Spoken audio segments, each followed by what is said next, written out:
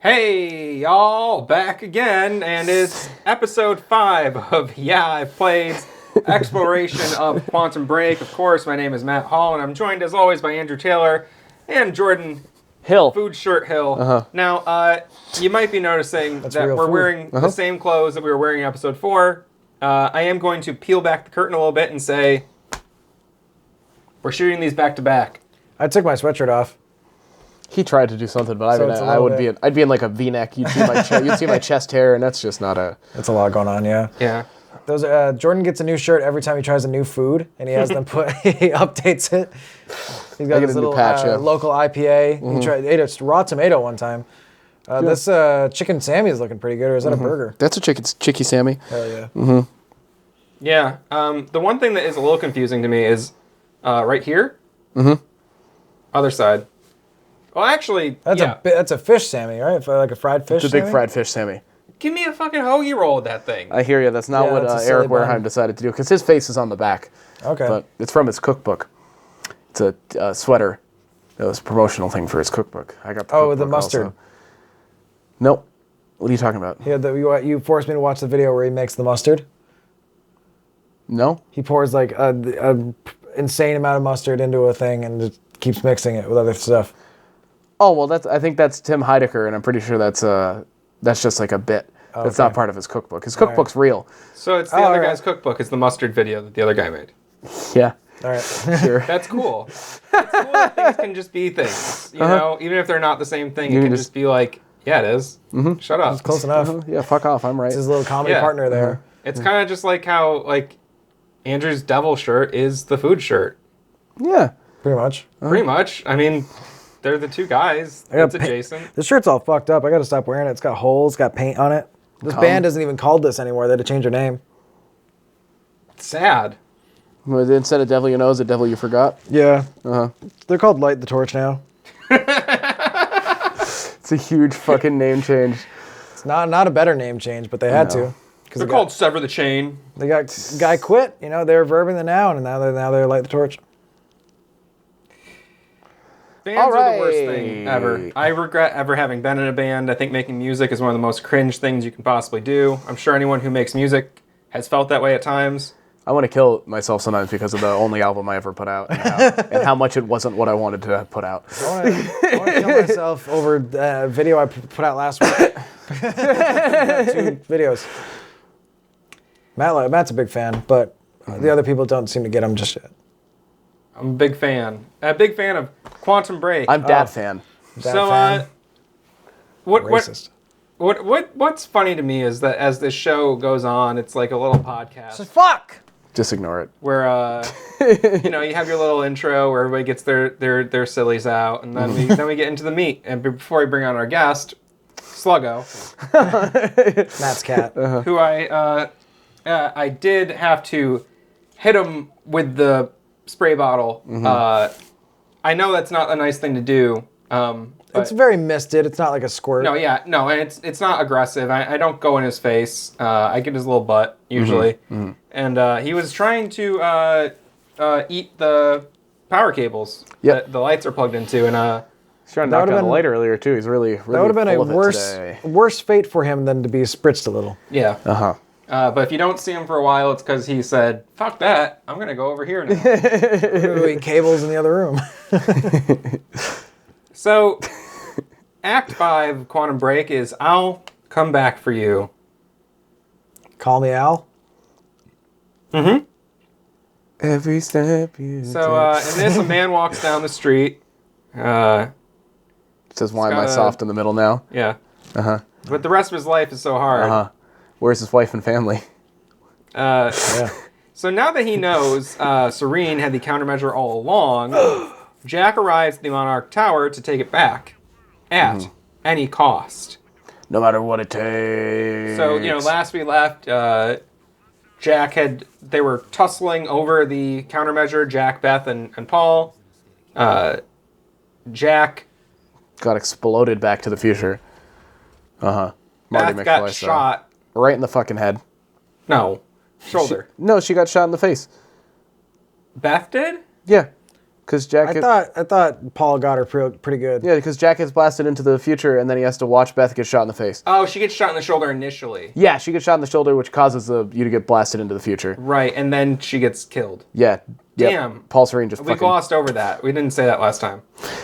We said Beth Wilder gets killed. Beth Wilder gets fucking domed. We said we watched an echo of them fighting, but I don't think we mentioned that she fucking dies. I might not have. Mm-hmm. It's my notes. It ends with Beth's fucking dad. They fucking killed the shit out of him. Right, and that's why Owaga. Where's that go?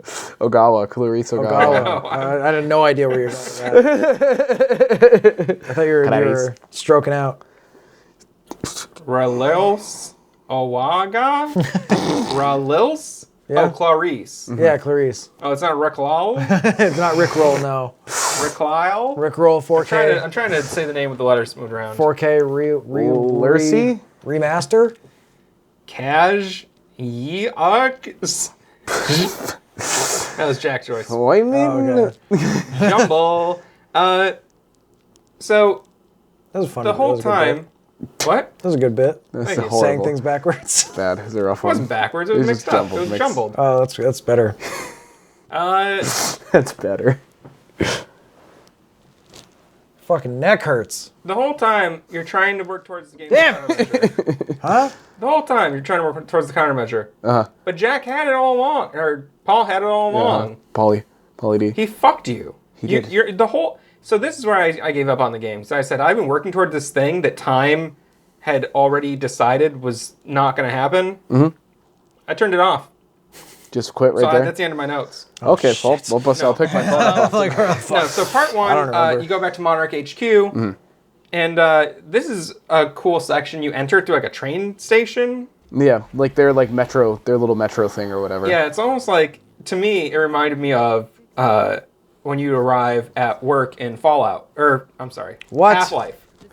Oh yeah, yes. Mm-hmm. Long fucking sequence. Take your train into the fucking secret government facility. It's like.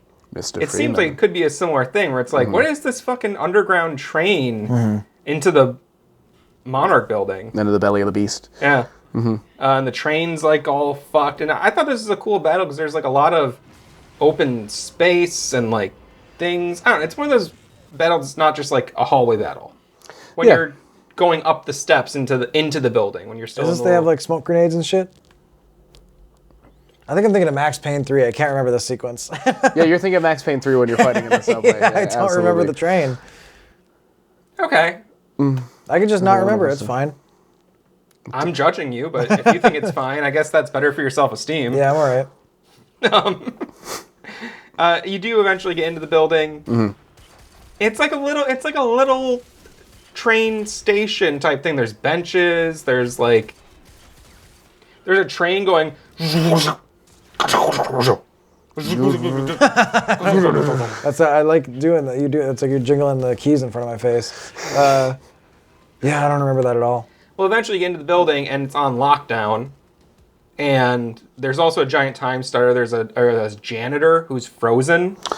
Looking a little bit like Ati. Oh, under the stairs. Yeah, little old man. Under these stairs. Yeah. And there's a little quip that Jack has, right? Time here is frozen. Under the stairs. Doo-doo-doo-doo. Yeah, but there's a little quip, right?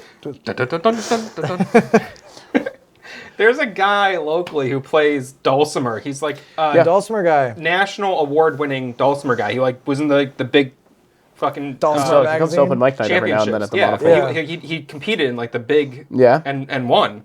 He keeps coming to the restaurant a couple times too. Yeah, he's a very nice guy. He's a cool guy. He slams on the Dulcimer. Yeah, he does. But he does a rendition of Under the Sea that is like fucking insane. Because I remember seeing like this guy is like really good, but no, he's like nationally ranked like one of the best Dulcimer players. Just coming to Monopole open mic night. Yeah. Yeah. I was like, is this just, have I just not heard people play Dulcimer before? No, he's just really fucking good. Yeah, that's slams. Good to know.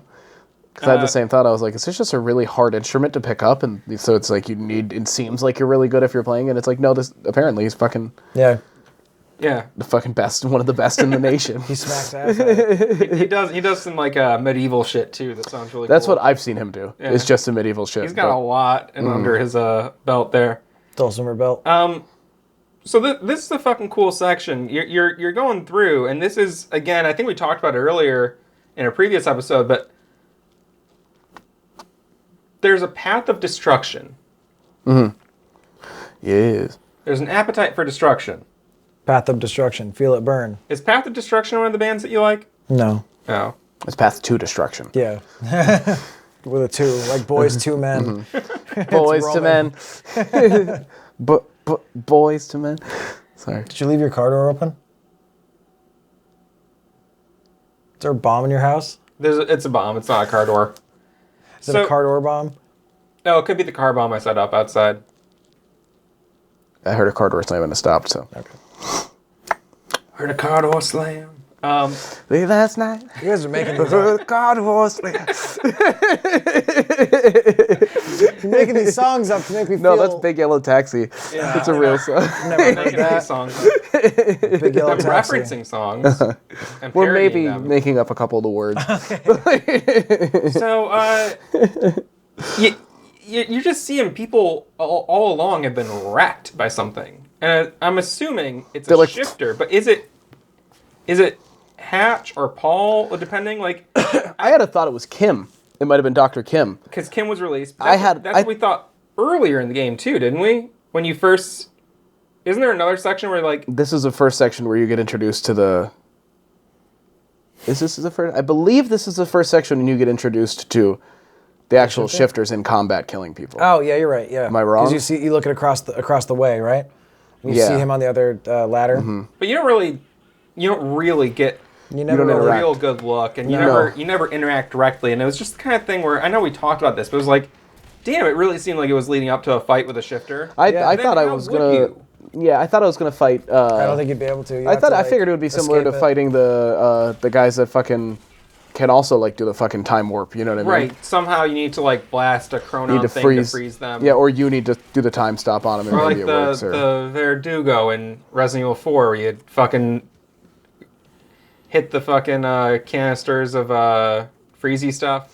Oh yeah. Yep. Yep. Liquid nitrogen. Mm-hmm. But no. And then the shifter drops one of the jewels for the crown. Thank God. I was hoping it was going to be a cat's eye because I didn't have all the Stein yet. Still at the end. Where's the green one? No, and it's I really thought this was going to lead up to a boss fight with Dr. Kim because I was really disappointed with how they were just like, Dr. Kim's free. That's it. He's out now. That's all we're not really gonna think about it again. And so do you think it was Dr. Kim? And maybe it's more obvious and I was just missing it, but do you think it was Kim who I don't think it was Dr. Kim because you see the images of Dr. Kim when he's trapped, you know what I mean? And it doesn't look like Kim. No, he's still wearing his lab coat, you know what I mean? This guy looks like fucking Alan Wake kind of. I thought it was Hatch. I don't think it was Hatch because he was a white guy. You saw what? You saw a man? You see him for a moment. On the bridge? There's like a flash. There's like a flash of him and he's wearing... It's not like you don't... On the bridge? On the bridge? I believe it's a moment after when you cross... He's on the sky bridge and you see him kill the people across the thing. Yeah. And then I recall a moment where you see him up front for a second. And I believe he's like coming at you or something and then he just goes right past you. Yeah, there's like... in the hallway. It's like when you walk through and Jack shits his pants. And it's like... What? That wasn't clear to me what or who that is. He looked like a white dude wearing like a collared jacket, like a leather jacket. He looked like Alan Wake to me, vaguely, like a more badass looking Alan Wake. And we'll try to find, maybe Matt can find a fucking photo from that or screenshot and put it up there, you know what I mean? He said I'm maybe. Like, okay. Yeah, it was going to. Oh, okay, thank God. You should, fuck that guy, am I right? He's gonna take off his Is it cool still shirt. okay? No, I was gonna take off my lab mic. I was faking Oh, you're walking getting out of here? I'm just fucking rip my shirt off and fight. You're going for So this is a Remedy mystery. And if anybody knows, I'm sure one of you little freaks, you little freak. I don't even, I want to rewatch the footage. Because if that was Alan, or it looked like him, that has some... I don't think it was. It was just But you're saying it was... It was a similar... and it didn't look like anyone else in the game, per se. No, it didn't look like anyone you had met at that point in the game. And I'd say that, like, if I had to... the archetype that it looked the most similar to was, like, white guy wearing a collared jacket with, like, medium-length hair. You know what I mean? That's Alan. And it's like... so or Casper. Like, it could be anybody. Darling. You know what I mean? I think the point is that it could be anybody. It could be me. It could be anybody, and like, Well, I have but blonde like, No, it was black but hair too. It was why? dark hair. Why wouldn't it be someone dye black. specific? And is it Dr. Kim? And maybe Dr. in Kim's his a- civvies? Yeah, he was a bald guy also. This guy had hair from what I recall. Maybe he went back in time to when he still had his hair, Right and when he then, still or had maybe went in full the locks. future. He used promo code Hidden Machine On, for keeps. for shims.com. Shims.com. That is a joke about the piece of wood, the shims. Shims. That is a joke about the indie rock band The Shims. Confusing, but you do get to Paul's big office, and as Paul's you're big going O. through, the building's under lockdown. So how did you get through the building? All the Yeah, locked Mr. doors? Goody Two Shoes. remember. Mr. Charlie Wincock got shot in the fucking head. Charlie's dead. I think you just fight your way up to it. How do you get through the locked doors? There's though? locked Oh doors. no, that you have a little helper. Is it? Who is Is it helping? Nick? Is it Amy? Is It's a it? woman. Is it Emily? Is it Clarice Ogawa? It might be Fiona. Is it? Oh, it could be Fiona. It could is be. Fiona. Okay. So Fiona's in the lifeboat. Oh, I'm so scared that this is wrong, but I think it's right. And she's somehow tapped into some bullshit, and she's guiding you along. That's what I say every time. Yeah, I'm so afraid. This is so wrong, but I think it's right. And then And then I'm fucking my best friend's girlfriend. No. I thought it was my best That's friend. a joke. I'm happily married. there's a little truth in every joke. In a monogamous relationship. Yeah, that's With your best friend's girlfriend. Yeah, so she taps into some bullshit. Suddenly she's got tech powers like Charlie. Maybe she inherited them after his death. Well, I think that if you They had eat, similar jobs. if you eat like his heart or part of his brain, in a ceremonial type of, it has to be prepared. You can't just eat it. Yeah, No. you can't just rip it out. No, Yeah, you You can know. gain but some of that if it's power. prepared correctly, I do believe that you can absorb his powers. So what Ted Bundy was trying to do. Yeah. Not that bad of a guy. But yeah, and somehow she's tapping in. She's Well, talking. I don't agree with that statement. He's a funny guy from that TV show, right? Al Bundy from Married with Children. Yeah, same guy. Oh, women are shopping. I just want to touch my balls and watch TV. I'm gonna be on. Why don't you find a different shoe, you fat cow? I'm gonna be on a Modern My daughter's Family in a like 20 slut. years. And my son's a drug addict. Because I don't pay attention to either. I'm a bad dad. I watched like the first 5 episodes of that show that I'd never seen it before because when it was on, Modern Family. yeah, Modern Family. No. When it was on, I just He's on that show. Married with Children. Yes, we're talking about the show with Al Bundy. I'd rather watch. He's the same Modern character Family. in each one. Would you rather? He's a little bit better than Modern Family. It wasn't bad. Have you watched Married with Children? I think I tried to. Yeah. You don't know. Fun fact: remember. Married with Children. The theory of what it is there most, and I mean the part that's true is that most of the writing staff was black, and so they were trying to make the worst white American family was kind of what it's supposed to be. You know what I mean? And they're all named Bundys because it's Ted Bundy at the time was like the worst white guy. You know what I mean? Okay. That you could picture. You know. And so Yeah. he named them all the Bundys as a way to be like, this His is the crimes worst are white very family. racially charged, Ted Bundy. Okay. I thought he killed mostly white women. I thought he killed mostly black guys. Ted Bundy? Ted Bundy killed women. Who am I thinking of? I don't I'm thinking know. of Dahmer. Yeah, Jeffrey Dahmer mostly killed guys. Yeah. Mm-hmm. But I remember there being I want to get some Jeffrey Dahmer. remember there over being here. like a lot of like He's a racist. yeah, and there was like a lot of like amazing musician. he was treated very well in the courts. Yes. Ted Bundy was, yes, very well. That's why he managed to escape from prison twice. But and kill more Dahmer too. people. Dahmer was also treated wasn't well. cuffed when he was brought in and stuff. Nope. He's got that was it. funny little symbol on his head. Nope, that's Charles Manson. We're all okay. And all these guys are bigoted, insane Yes. murderers. But that's funny. Married with Children was a mostly black writing cast or staff, and so they were trying to make the worst white family in essence. I watched the first few episodes recently because I'd never seen it as a kid. It was on, but I was just like, I don't want to watch a show. I Yeah. want to watch cartoons. Right. You know? I think it was on up until maybe 93, but it was a started in long-running like the show. late 80s, I believe. I think it was around 89, for 10. 88. I think it was around for 10 years, something like that. I just watched like the first season a few months ago. It's pretty good. Yeah, not bad. It's way more brutal than I thought. Like, Yeah, the it is, writing is fucking like if you're coming Brutal. from, I had watched through Family Matters right before I went to that, God. and like Family Matters is such a wholesome, you know what I mean, show, and then you go to that and you're like, oh fuck, he's saying some mean shit to his kids and wife. Yeah, I guess I was just shocked at how dirty the humor was. Because Yes. I didn't expect it. Because it was one of the first shows on Fox, original programming. Yeah. And, I remember, like, there being a lot of controversy about The Simpsons being very, like, it's going to ruin America's youth. And it's like, there's a couple, like, suggestive jokes on The Simpsons, especially early on. But, Jesus Christ. It's just not the type of writing you see on sitcoms anymore. No. And at the time, really. Yeah. Anyways, back to the Married with Children podcast. So Fiona's helping you through the No idea where we are. Fiona's helping you through the building. She taps into these little speakers throughout the place. Yeah. And so Fiona Apple is a singer, but Christina Applegate, Is an actress who was the daughter of Ted Bundy, yeah. Al Bundy. And Married with Children. Good loop there. Thank you. And he calls her a slut. She's a slut. 6 degrees of slut is what we're playing today. The thing is, he lashed out at his daughter for being a slut, but the thing was, he wanted to be getting laid, and he couldn't most of the time. Yeah. Because his wife would withhold sex from him to control him. He was tagging. And he was jealous that his daughter was out there getting her rocks Just wherever off, she- and whenever he- she and wanted he to. couldn't. Wasn't he slamming Katie Seagal though? Wasn't that his wife, Leela? Yeah, but then he also it's a really weird dynamic where but it's they kind of hate each other. it follows that classic trope where he's like, I wish she'd just blow me all day, but then also every time she's like, how you doing, honey? He's like, get away from me. You're oh, you know It's what I like mean? the Lockhorns. Yeah, it's very Not much the reaction like I would have to that woman. No, same, and she looks great in that show. Awesome. She's very attractive. Fantastic in that show. Yeah. Yeah. Jordan's like, "Phew." I'm gonna be back in 7 minutes.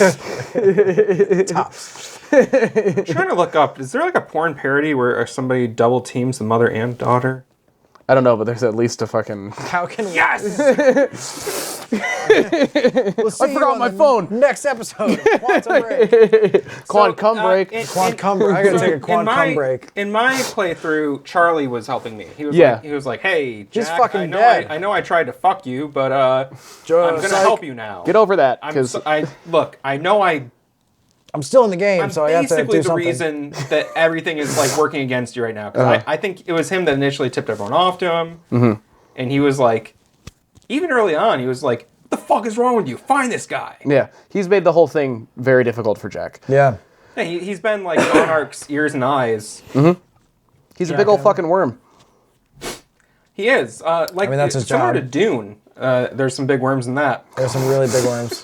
So did you guys see the new Dune movie? I did. So I want to talk about the first like 30. You guys want to fuck minutes Timothy of the Chalamet of the Dune or remake. what? Right? Don't you just want to see Timothy Chalamet and Zendaya go at it, or is that Oh just man, I can't wait. Man, I Couple- love hearing about Zendaya. a couple way too skinny young people It is cool that in Dune who they definitely can't shoot don't each do other. heroin?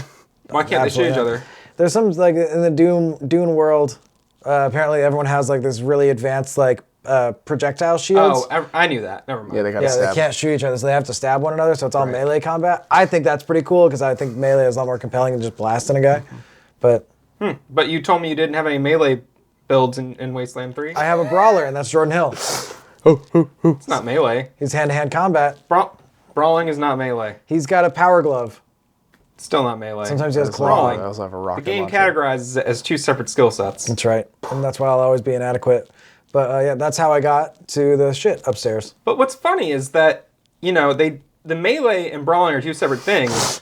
But I'm spec'd into brawling, and I use a fucking like object and swing it like a sword. Then you're using the wrong item. No, it's classified as a brawling object. What is it? It's I don't know. Kendo stick, No, it's like rebar club. Yeah, there's rebar knuckles that you had that for a long time. it's just like a big fucking thing. I don't know what it is. I honestly have no idea what it is. wrench Well, it's a or Moby something? huge dildo. It's like a piece of wood with nails in it or something. I don't know. It's just like Oh yeah, the Nail board. no, it's called a it has a funny name. Let me try to remember it. It's a nail box. that might be what it is. It's a mailbox with nails. It's a nail box. Anyway, That's what I do. Am I right, guy? Yeah. Yeah. so Cox, Cummings, fucking. I promise I've had sex. I swear to God. Wearing that shirt. No one was questioning it. Only Paul a couple Serene times in this makes his shirt. way to the pool. It's a new shirt.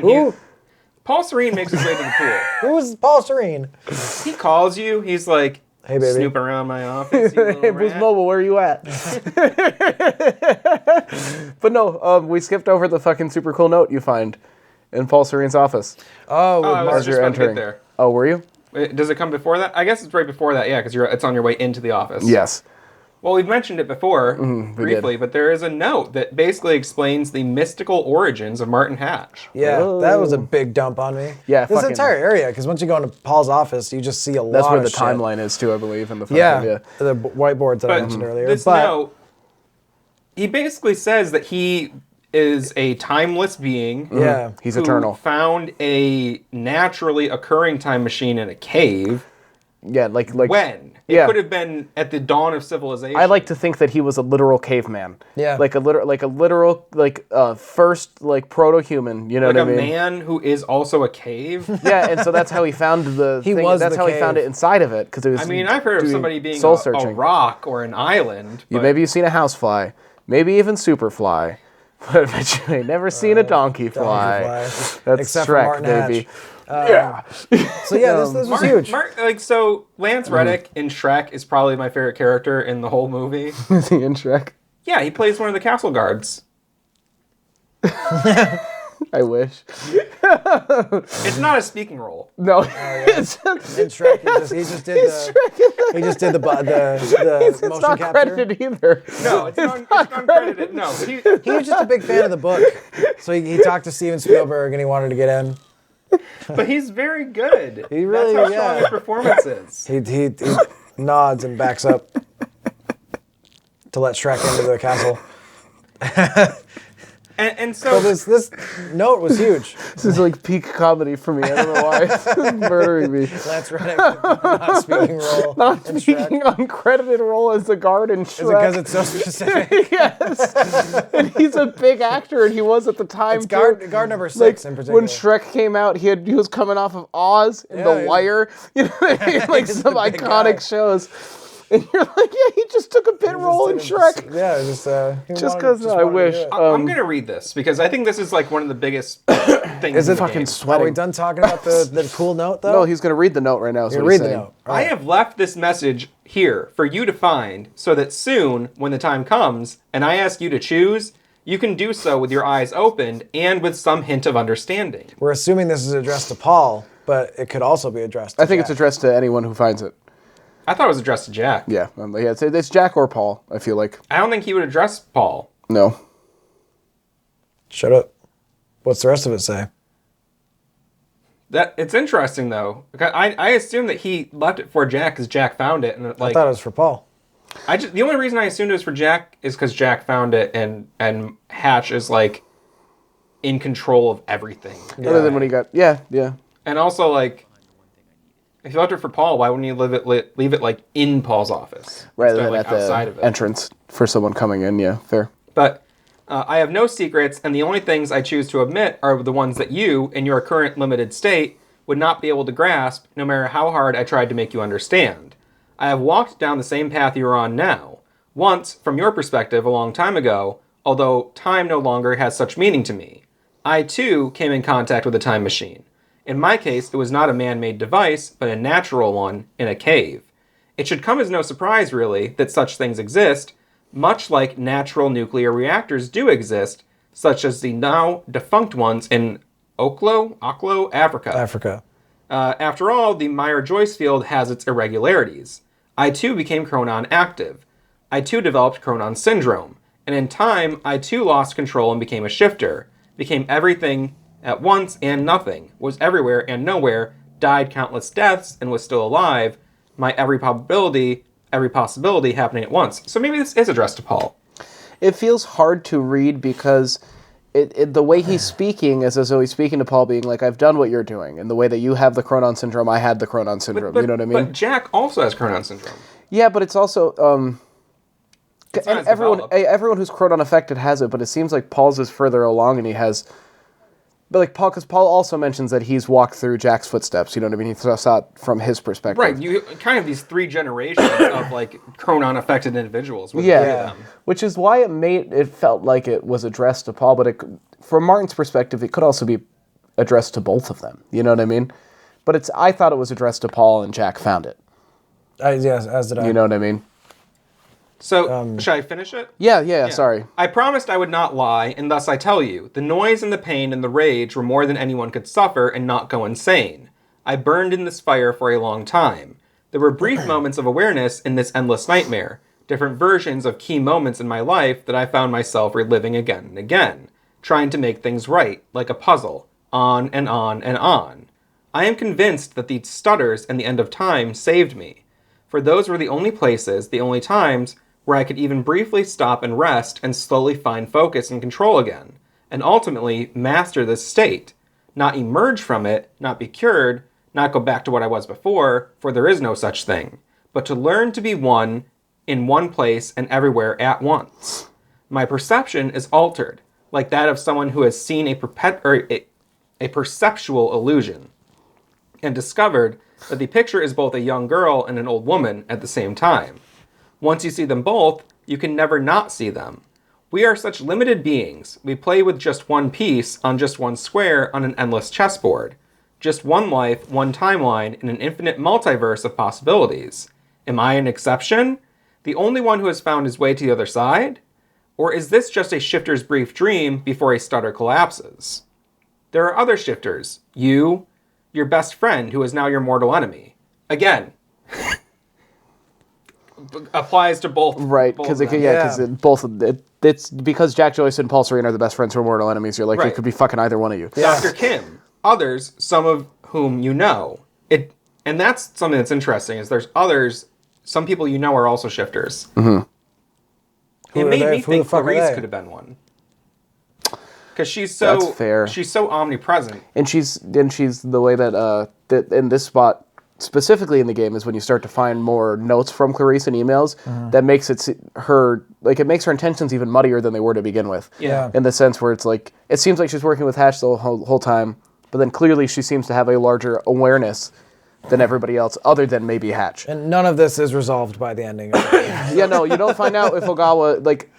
Well, it goes on to say, it doesn't matter who, because they are gone. And when they emerge, if they ever emerge, they will not be who they were, just as I am not who I was before. I have done my part in helping you all achieve this state. If time is an ocean with a frozen surface, then the stutters and the end of time are holes in that ice, opportunities to come up for air. I have a plan. It's already in motion, but it would be futile to try to explain it to you, like trying to explain 3 dimensions to someone who can only see 1. But make no mistake, I do not look down on you. I strive for humility even as I shift this world from one state to another. I will make this possible. I stand in between. I don't see myself as a gate. I remain humble. I'm something smaller. A hatch. So his birth name wasn't Martin Hatch. That was a little... he's playing a little joke. His big joke the whole time. His birth name was fucking really Brock. His birthday was... Is this a good time to share my little... You guys are making guttural caveman noises. Yes. Yeah, if that wasn't clear. Because we're saying that he was a early proto-human. Yeah. And then he found the time cave and said... And he fell into it. As he's traveling through...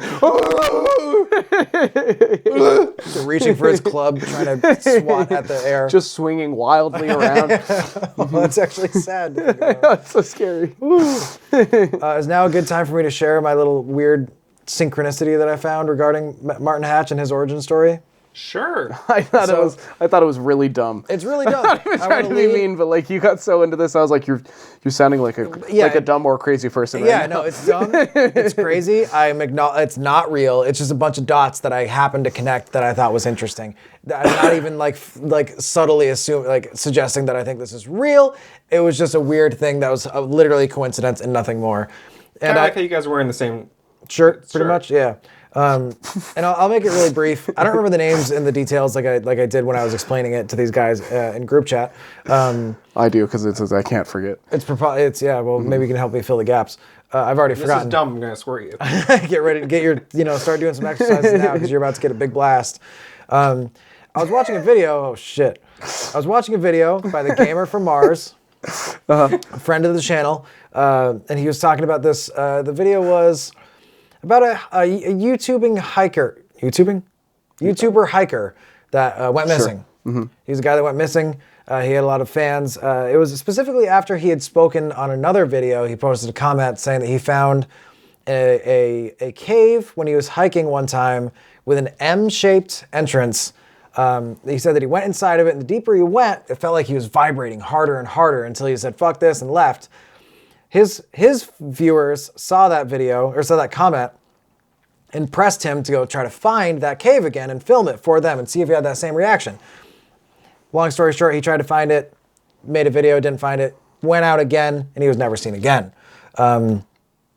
This caused a bunch of people to be like, "What the fuck?" And he was an actual missing person. This is real. Like, he's gone.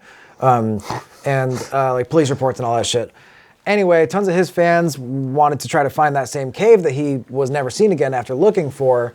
And one guy claims to have found it, and he posted a video. Again, I don't remember any of the details, but he does, in the video, he shows what seems to be the same location. Like, he matches it to the stuff that you see in the video of the guy that went missing, and he shows where he is different, and he finds a cave, and it's very shallow. But it does appear to have an M-shaped entrance, but it's extremely shallow. You can't even really go into it. And this is where the whole thing ties together. Again, this is bullshit. I'm just connecting the dots, but it made me put down my fork when I was eating dinner watching this. If you go, That's rare. Yeah, it takes a lot for me. It's a hard feat. As he went into the cave, and it's like 3 feet deep. It's generous to call it a cave. He's showing it, and it looks like there's some garbage or debris or whatever. But up on the wall, he's like, there's some etchings that he couldn't tell if they were naturally occurring or if somebody had put them there that were man-made. And it appeared to spell the word hatch. Bing. That's when I was like, huh? So it's all bullshit. Probably that guy really did. Probably. That guy's probably definitely gone. He's definitely missing. He's probably dead. They never found him. But I was just interested again, and I was like, the M could be Monarch. I was connecting dots. That's all I was doing. But I thought it was interesting. And the timeline also vaguely lined up with Quantum Break.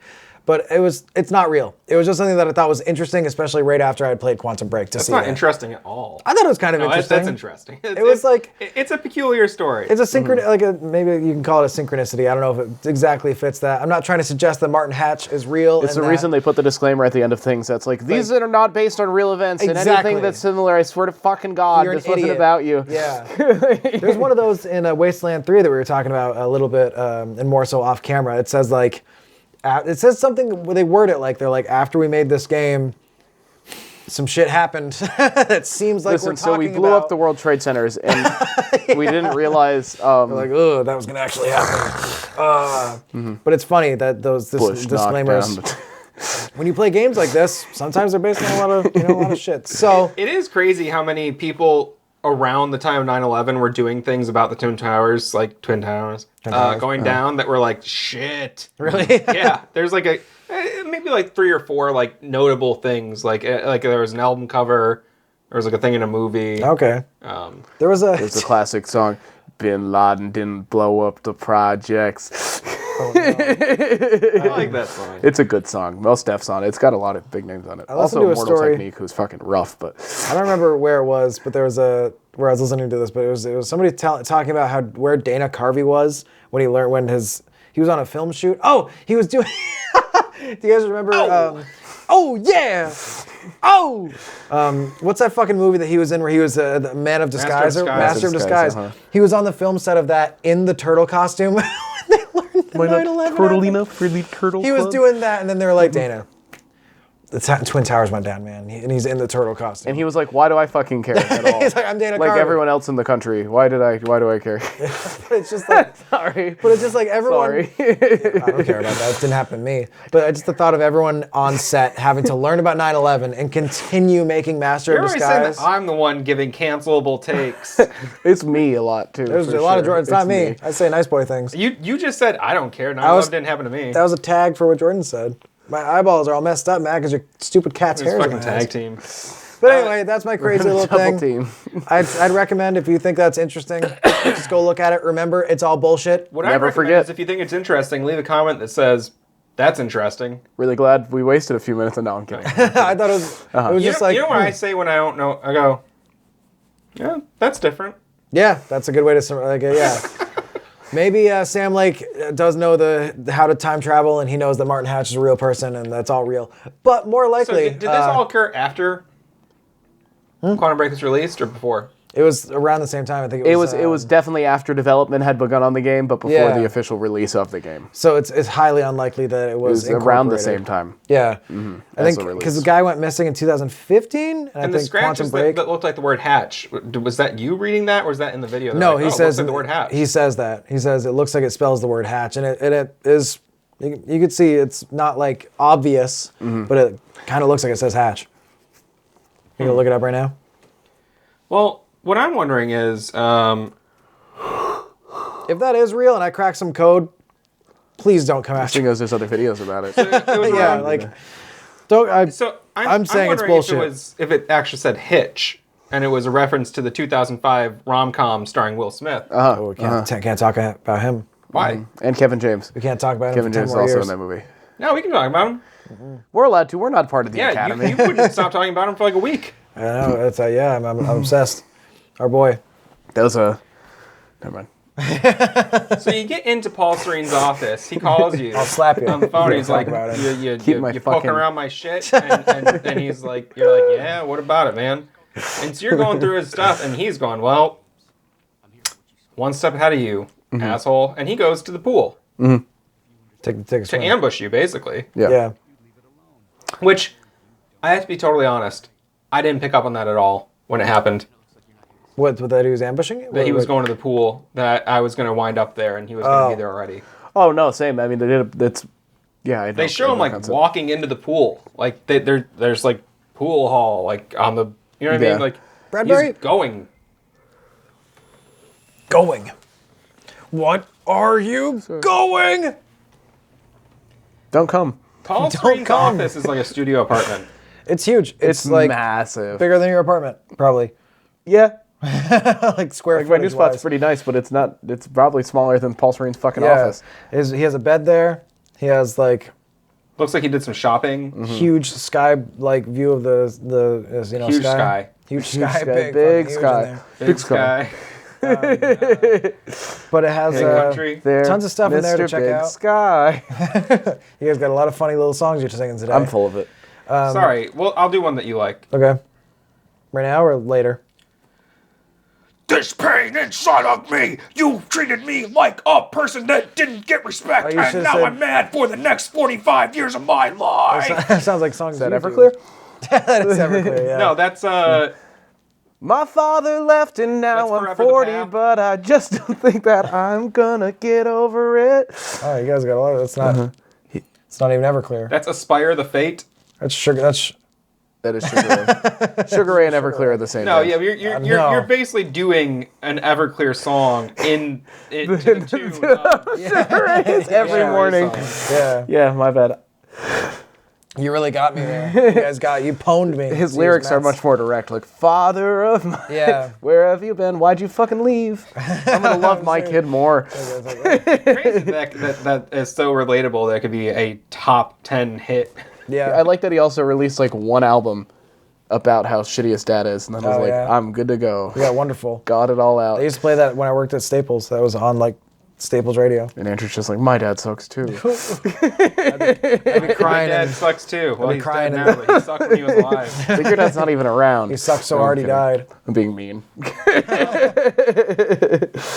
So Paul's office has the giant fucking like It's like board 20, where he It's like just- 20 billboards. like 20 whiteboards. Yeah. and they're the big big ass. The big ass These are the ones. biggest whiteboards I've ever seen. Did I say that right? Yeah. The line feels weird when it's coming out of my mouth. Big ass. And we're not talking about the ones that you'd use in Spanish class to dry erase like to like When you hold up your tomatillos. answer. Oh, I Yeah. didn't have that. We had that's a very specific thing to a teacher we Everyone shared. did fucking Everyone had, I don't at know one if point had to write a little everyone mini had- whiteboard. I did not. Did you have a I little don't mini know. chalkboard that you'd have to hold up for English class? I don't think you had to do that in every class. What? I'm just saying. I think. you do that. I'm sorry. I'm sorry. Your dog whistling is upsetting me. I think That that's something wasn't we did. ubiquitous? Not everyone had to write on a little chalkboard or a little whiteboard and hold it up No, I think that was something to we do did. what? to write like Answer a to question. spelling or yeah. How do you spell this word? And you'd write it down the board. I think other people would. And everybody would hold it up, Yeah. We'd and, pass and you around wouldn't be able to whiteboards. see. She could, the teacher could. Only the But so the kid, and so that was the idea. That seems incredibly inefficient. Agreed. yeah. It's like, let me read. Oh, can you lower yours a little bit so I can see the one? That would behind? actually happen. Yeah. Can you move over? Guillermo, can you move yours, please? And oh, were you all called by your Spanish names? Yes, And- mine was Jorge. I was Jorge. got- Or later in high school, even though I was literally top of the class in Spanish, I was quite literate, and this isn't like a brag. I was top of the class in Spanish, really good at Spanish. for 6 years. She had no fucking clue what my name was. Oh, you're right. Your She had teacher- no the teacher fucking always clue what write my your name was. She called me Senor Musica only because I sat near the radio. Yeah. That was And you it. would turn the radio on. And I when would you were turn the radio supposed on to. when we play songs, and I Senor still so Musica. fucking heard about that I'm like, I'm top of the goddamn, you don't know my fucking name. I went forgot by about Rey that. Mysterio Jr. And That's in pretty my- good. Spanish. I wanted to be on. he is a Hispanic. I wanted to Yeah. be. Yeah. Yeah. It's Reynaldo. I wanted to be Andres because that's pretty much obviously Andrew. But there was 3 of us total, 3 Andrews in my class. Were you on Trace? I should have been, which is a much funnier way to end that story. I was Alfredo. That's not even a. That's a name from The Godfather. That's literally one of the sons in The Godfather. Yep. And it's a cheesy sauce. It's creamy, cheesy. Yeah. When I think of Andrew, I do think of creaming cheese.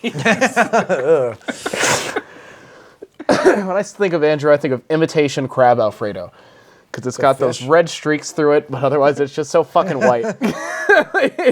Not familiar. No, so these are whiteboards that are, I would say, in game, maybe like 4 by 5 foot. Yeah, big. they're They're big. like- They're enormous. It's a Yeah. full size classroom like whiteboard. Yeah. and And, it's- they're on it's- like wheels. literally everything that happened from 1999 to 2016. Yeah, because Like a fucking insane person. Like, I couldn't. Did you guys read all of it? no, I definitely like skipped over it. You know, I mean, It was a lot. I skimmed. You Yeah. know what I mean? Like when certain things jumped out at me and I'd read them, but otherwise Do you I know was what helped me get through it is when I was reading it, I was singing it to the tune of "We Didn't Start the Fire," Oh, there you go. That's the good. best way to. and it just like it had such a rrhythm, you know. It's poetry. It's really- Sam It's Lake's writing is poetry. poetry. It's poetry. You guys are weird today. But yeah, it was cool. So Jack what- Joyce, parents die. Sam Lake didn't write this one, actually, but So Paul had just taken note of all the shit that happened, so that like he could make all these money moves for Monarch to rise to power as they did. He Yeah, capitalized on like market movements and world affairs. natural disasters. It was they even mentioned there's a lot of dark shit in there too, where it was just like they're gonna invest in like military things for the war. They talked about George Bush. Yeah, like you're gonna become friends with Dick Cheney because you know 9/11's gonna happen. You know what I mean? You're like, Right. I got a lot of money for property in He Iraq. actually, You know what I on mean? the notepad, I'm sorry, whiteboard, he wrote like, "Give Cheney that shotgun." So Yeah. Oh Christ. Jesus, get it Dick done. Cheney, vice president and war criminal, famously shot his friend in the face while hunting. And then Did he like die?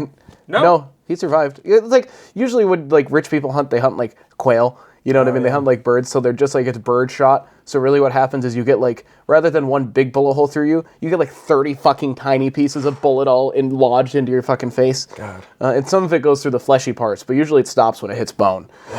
Reminds me of Quail Man from Doug. Yeah. Nickelodeon's Doug. I was him I for like Halloween Quail in Man. school You and were. got asked to Remove your underwear. because I had the underwear over and you could see my dick and balls because it was so tight. Weren't you wearing it over shorts? I was wearing it over shorts, but it was so tight that you were very. See your I had dick them and pulled up really high, and you could see the outline of my I don't dick. remember. Your dick was visible for a lot of high school. There's a lot of different occasions. I used to take my balls out a lot too. A visible penis. I'm almost 30 now, and that's not happening anymore. So Unless it's Funny really because, funny. like, as you get older, it's easier to have them fall out because they get so low. my balls. There are days when my balls. I'm like, that is surprising. where those are. How are they so long? They dunk in the toilet. But no, I'm much more comfortable with my genitals now than I was then, which is why it's funnier. There was clearly the insecurity that made me want to take them out, because now I'm like, I'm fine with my dick and balls. But back then I was like, are they funny? Are my balls long enough? Or like, because that's what everybody's worried about. When I was worried about icebreaker, I often will like make a joke. Are my balls long enough? No, I'll make a joke about like, oh, how you doing? I'm like, I don't know, I'm feeling like sore. Like I'm getting older. Like today I woke up and I stepped on my balls within my bed. Like Laffy Taffy texture. Shake that. That's what they were singing about. They shake that Laffy Taffy. That's the cat goes running. I just picture like Don Rickles from Dennis the Menace. yeah. That's an old Wait, you mean Walter Matthau? He was in the first one. Dennis Menace 2 had Don Rickles as Mr. Oh, I didn't know there was a second one. It was bad. It was fucking way worse. I told you guys one of the only times I really saw my grandfather bust up was when Jeff Jarrett was battling I'll say midget wrestler. That is the term. Because that's what was in our local paper the other day. Well, there is like the Midget Wrestling Association or whatever that's coming to town. So I know that can be a derogatory term, but in this context, it is like the preferred nomenclature. Yes. Bizarrely, but usually it's, wrestling is usually by weight class and stuff. Like, Yeah. they don't usually do intergender, and they don't usually do like, super like cruiserweights versus heavyweights. It doesn't usually happen that way, but my grandfather thought this was hilarious. I don't remember who broke a guitar over whose head, but one of them got a guitar broke over their head. The other time that he really busted up, and I remember that it was very significant because he was a pretty stoic man most of the time. Was during, we went to the theater to see the first Dennis the Menace movie, and there's a scene where there's a homeless man eating beans and farting. Yes. And he could not stop laughing at the bean fart scene. Which was so strange to me because like it seemed like he'd try to be like, oh, don't laugh at that toilet humor. But the bean farts in Dennis the Menace the movie. It really got him. Yeah. That's a special little memory from Matt's childhood. Quick core memory from Matt's life for everybody out there. Core memory. My grandfather used to laugh. He would have a drill and he'd pretend to put it in my ear. He'd go, I'd be like, I'd start crying and he'd laugh. That's awful. He was a nice man aside from that. That sounds I was scared. My grandpa just had a gun. Yeah, my grandpa has he's a big hunter. He made it on the front page of the paper when those people broke out of the prison, because he lives not near the prison, but like in the area. You know what I mean? He has a really big gun. He does. He was on the front page on his front step with a huge Magnum like revolver in his waistband and a fucking Bowie knife on the other side, and he's up front and it's like Charles. My grandpa's last name, you know what I mean, is ready to defend his home against, you know what I mean, potential. And I was like, Grandpa, you're fucking. Like, I have to help you, like, out of, you know what I mean, down the steps. Like, it's all about like the Joker style pistol. It was no joke. 16-inch barrel. It was no joke. Like the barrel was probably that long on this revolver. Those guns are so cool looking. Yes, that's my grandpa though. If you guys he used to work on the railroads. You know what I mean? Like he was a literal railroad guy. If you viewers at home are curious, we are indeed from that place where the guys broke out of prison a couple of years ago. I mean, it was like fucking like 10 years ago. Was it already now? It was like 2014 or 15 when they broke out. Jesus, it's 2022 now. Mm-hmm. Right, but Ben Stiller produced a limited series. You know. Yeah. And everybody was simultaneously like, Ben Stiller's in town. That's so cool. And also like, well, these fucking Hollywood types are shutting down roads. Yeah. Horrible time. In only a few short years, a lot of the people complaining about the Hollywood types shutting down the roads would be complaining about those same Hollywood types being part of the QAnon conspiracy and doing much worse things. So anyway, Quantum Break, baby, going off the rails a little bit. So we all read the timeline to a degree. I skimmed through. To varying degrees. I got like halfway, and then I was like, okay, this is very dense. It was just it's a really honestly, if like. You needed a history injection, you could just read that shit. So, yeah, a hot history injection. So, here's the thing. What are we talking about? There's a bunch of really difficult fights in this part. Yeah. This is hands down the hardest section. There's some of the most difficult battles. Like, the one... The double guys? Double big guys? There's the double... I think they're called juggernauts. Probably. And you fight them in an office area. Yeah. cubicles all over. Again, very reminiscent of Max Payne 2. Exactly. And also yeah. Control And Max on Payne several moments. Also you know? Control. Also Control. No. Well, it reminded me a lot of Max Payne. I know it's not that many. Max Payne 3 when you're fighting in the Bronco building. Mm-hmm. The offices there. You and O.J. Simpson in the Bronco. The glove fit. Kato's got the sunroof open. So this is pretty brutal, but eventually you do get to the CFR. Mm-hmm. This is one of my biggest complaints with the game. So, depending on your choices, you will either you probably battled Liam Burke. I fought Liam Burke. Mm-hmm. And didn't want to do it. Aside from the emotional impact, separated entirely from the gameplay, it's all in the episode. Mm-hmm. When you fight Liam Burke, he doesn't. He's not any more significant than any other character. To Jack Joyce, he isn't though. Right, and that's a fair point. But like, in terms of like, basically like, who is there? Mm-hmm. In terms of like what's essentially a boss battle, like you're going to get the fucking countermeasure. Mm-hmm. It's kind of what the whole game's been building up to. It's the crux of the whole story. Mm-hmm. You know, and then you fight a guy who, yeah, I get it that he's, you know, to Jack Joyce he almost means nothing. Sort of. They've interacted plenty throughout the story, even, you know, up until like the opening seconds of the game. Yeah, but he's I think in his mind he's like he could just be another armed, you know what I mean, like fucking. Right, but why? Why wouldn't he at least have had like a bigger gun or some? I just mean as a boss battle, it was. Oh, I was like, nothing. I have no. Yeah. I didn't. Yeah, it was an easy one. Yeah. So you didn't play it? No. Oh, it doesn't. It's not a significant encounter in the slightest. No. So it has one of those things that it like makes it so you can't use your powers, the dampener or whatever. Yeah, it's the Chronon dampener. And he has a lot of health, that or whatever. And but not like a ton of health. You Like just gotta compared to shoot the two him. Juggernauts you just fought, it's like on par, if not a little easier. You just shoot him. And also, it was a little, it wasn't very significant. It was just like, wow, Maybe why is it's this because- regular guy has a lot of health? maybe it's because it's a boss fight you don't have to do. You know what I mean? In effect, had like to.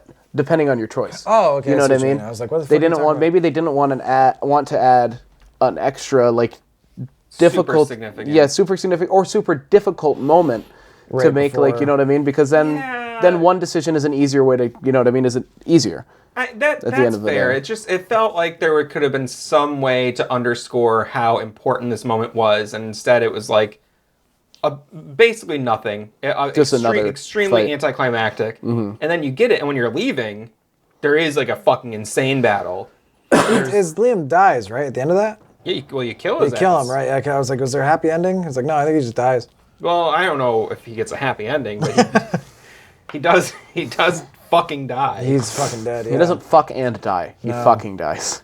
And it's also because he doesn't have any sort of. This is kind of silly. He doesn't have any sort of magical defenses or time. I think he can jump around. No, He's he wearing a had wizard harness. staff. Oh, that's right. I forgot. But you just load him up with bullets the entire time. But then at the end, I think he just has like 2 wounds or whatever. Weird fight. Yeah, Similar to like Max Payne fights where you're filling the guy with bullets. You know what I mean? But like they're just still fighting, even though they're like regular humans. Well, like we talked about, he's using bird shot, so it's a lot smaller. It doesn't really take you down. Multiple little tiny beads. But then when you're leaving, there is like that giant fight where the guys are coming down the elevators and stuff, and Yes, and you're making your way to the time machine that's on site at Monarch, yeah. Mm-hmm. Why? so that you can travel back in time Oh, with right. the CFR. Right. Yes. Okay. See, this is also where I was just like, and it's partly because I'm fucking stupid. Not really. I'm a very smart person, but I Humble, too. It's just like humility is my gift, and I share that gift with you. It's just, I was like, what? Where is he going? It's just like what year is it now? Right. Yeah. It was just a little hard to keep up on. Absolutely.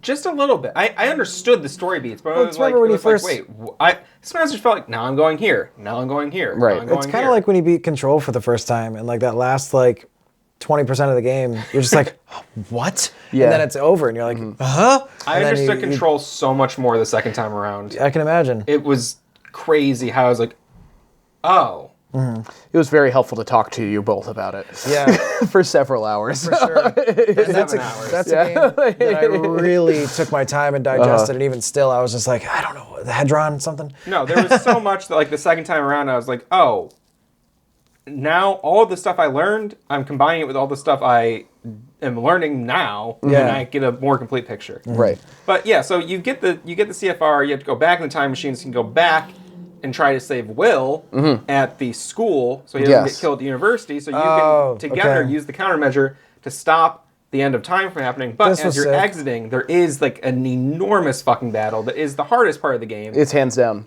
probably the hardest fight in the entire game. I'd say harder than the end boss fight. Yeah, because the end boss fight, we'll get into that, but it follows a pretty standard Remedy kind of what's the word I'm looking for? Pattern, do you know what I mean? Or archetype? Totally. So where is this big battle taking place? I'm trying to remember. It's in the time machine. It's in the time machine room at Monarch. Yeah, you arrive at the time machine at Monarch. There's a control panel room that looks similar to the one at the university with all the. There's a time machine dead center, and then there's like elevators and like balconies, and there's just guys pouring in from all over the fucking and place. It's the biggest battle in the game. Well. It's at least you're fighting at points. You're fighting at least 20 people at once. Wow. I guarantee because I fucking struggled. And they're flanking you like crazy. Maybe I'm just so fucking good that I didn't even remember that part. No. Yeah, no. I don't think that's it. Oh, that's different. So once you get it, you fucking finish. You go back to university. Back to university. Back to university. So if you remember at the beginning of the game, I don't. William Joyce got crushed by rubble, not Barney Rubble. He got the building comes down. Rude. That wasn't too bad. That was honestly okay. Barney Rubble. Yeah. Barney. He was doing. Oh no, yeah, okay. He was doing Barney. He said Fred. He said Fred. You fucking idiot. But they're going Wilma, which I can't do. That's just clearly supposed to be fucking. Really good. Lois. Amazing. Homie. Amazing John Goodman impression he got right there. What is Raymond's wife's name? Deborah. I wanna fuck your wife, Raymond.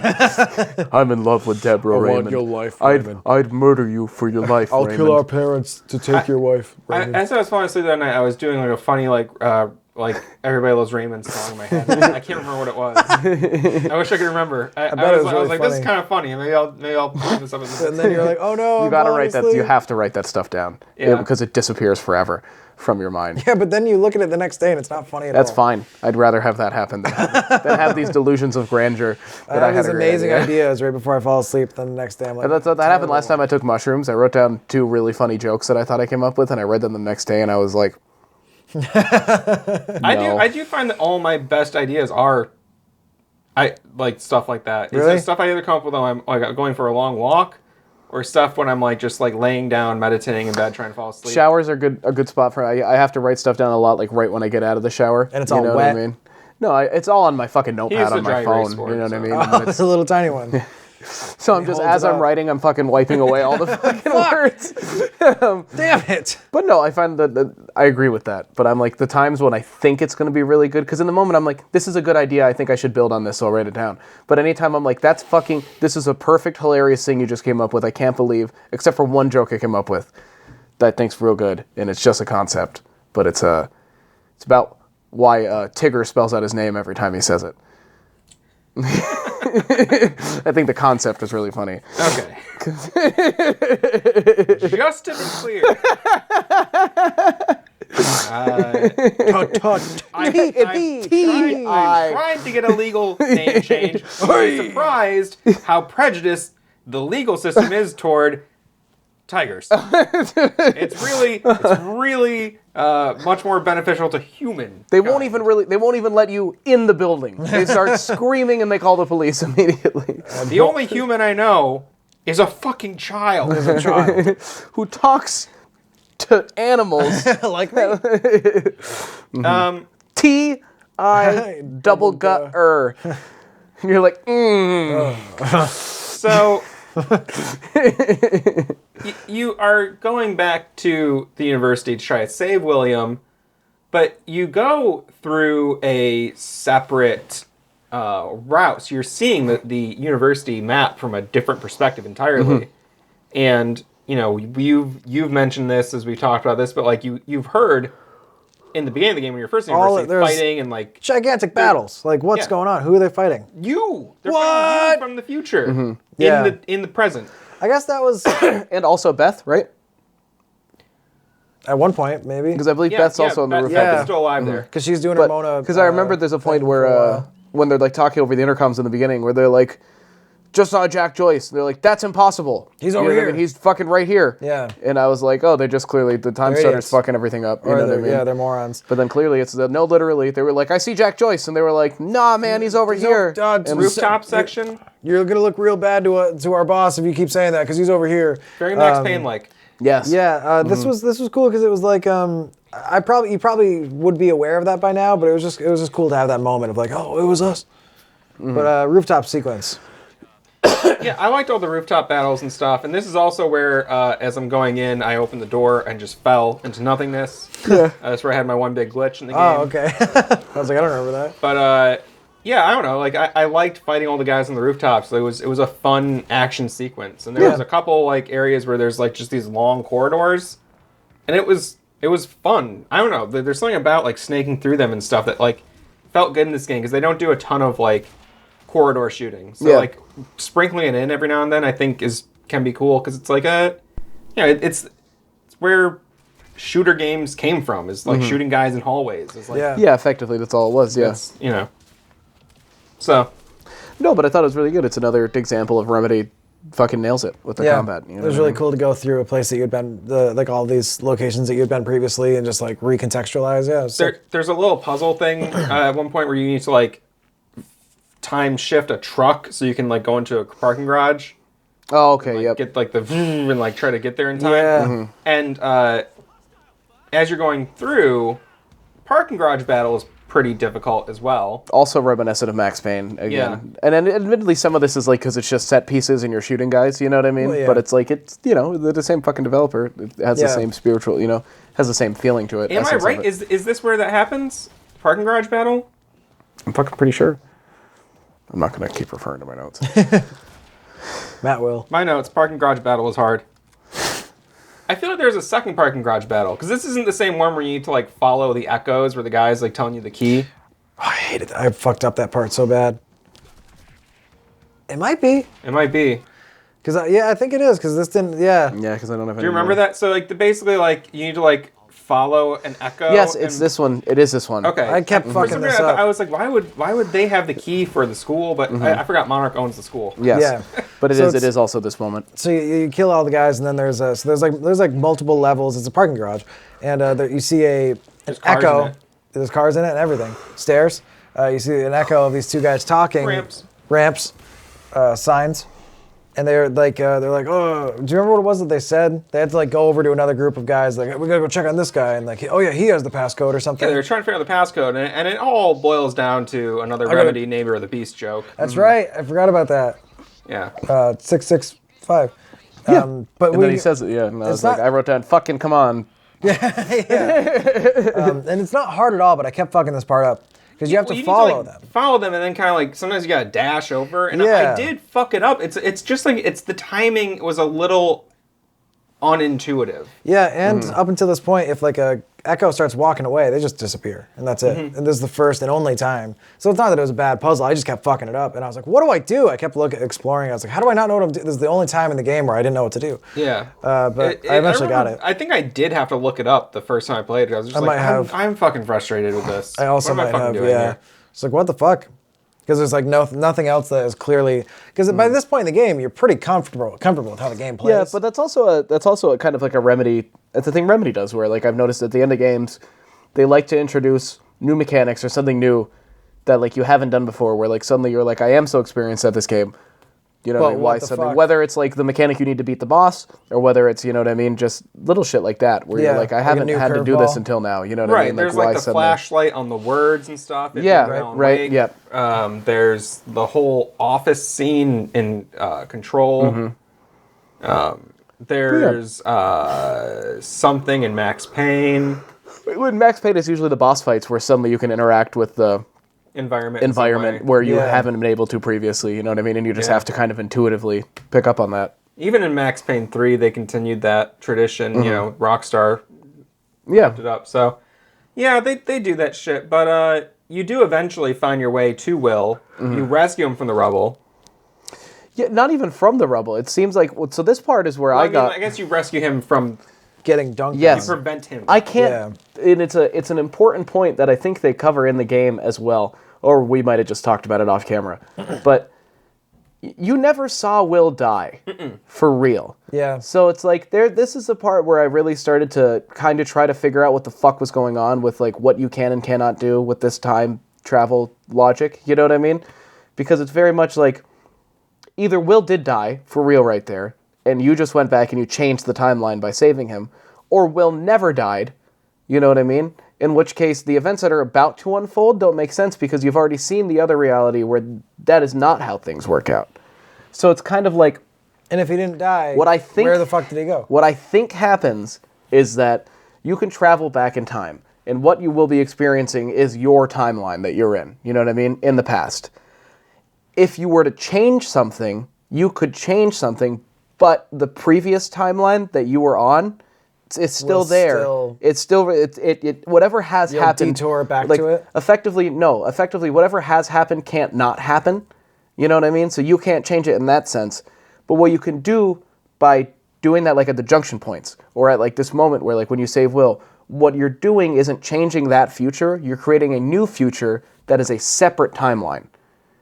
And so this timeline still exists where Will dies, the time ends, you know what I mean? And those realities of those people, those versions of those people are still existing. Created a parallel road. You've created a parallel universe or another, you know what I mean? Another timeline now. Why are they so insistent on you can't change the past? Because they don't. Well, it's an argument, though. Yeah, that's the thing is that it's nobody's. I mean, people seem really certain about it. Like Paul and Beth seem so certain about it. But the whole thing Jack the whole time is trying to say is no, you can. And Will also is like, well, you can. Yeah. And here's how it works. Although he doesn't ever get to explain have the language to like really say it. And if you watch his logs and stuff, he goes deeper into it. Time is like an egg. Like I get a lot of Oi! Time's like an egg. Jack, my American brother. Let's go to pub. Let's go to. I'll tell you about the egg. Phenomenal actor. Just he didn't nail the American. But no, I think stop having non-American people play Americans. It's really hard to do. It's way cheaper. It's really hard to do. I'm sure it's fucking a lot cheaper. We just started Heavy Rain. That's what I think is going on. I started Heavy Rain as well, but also I didn't even buy it yet. I didn't buy it yet. I don't have any money right now. I'm broke. It seems like they're playing it seems like you're playing an American Family where everyone is like Native American. That's not what I mean to say. From their American family. How do I say that? Where they are all from the United States. I think you mean to say. I think you're getting yourself as if they would appear to be native English speakers. Yes, but with an American accent in America. But it is very obvious that they are all European. All of them. The kids are French. The father is British. He's English, and the mother is I don't remember where she was from, but they all have these accents. I'm like, why haven't played American Family? Right. They could just play who they are. But it does add. Couldn't they be an immigrant family? Huh? They could be an immigrant family. That'd be fine. They try to do an American accent, all of them. Yeah, they're forcing an American accent in a really awkward way. Where I don't get it. It's not even implied that they're immigrants. You could there's plenty of fucking regular American actors out there and act. You know what I mean? Right, or they could have or it could just be it was like a family of immigrants. Or you could just be like, this is set in France. Than the father? Maybe they grew up in another place first, and then I don't know. Right, there's a way you could explain, but they basically just try to be like, what? That's how Americans talk. It's like, well, but it's not. It isn't.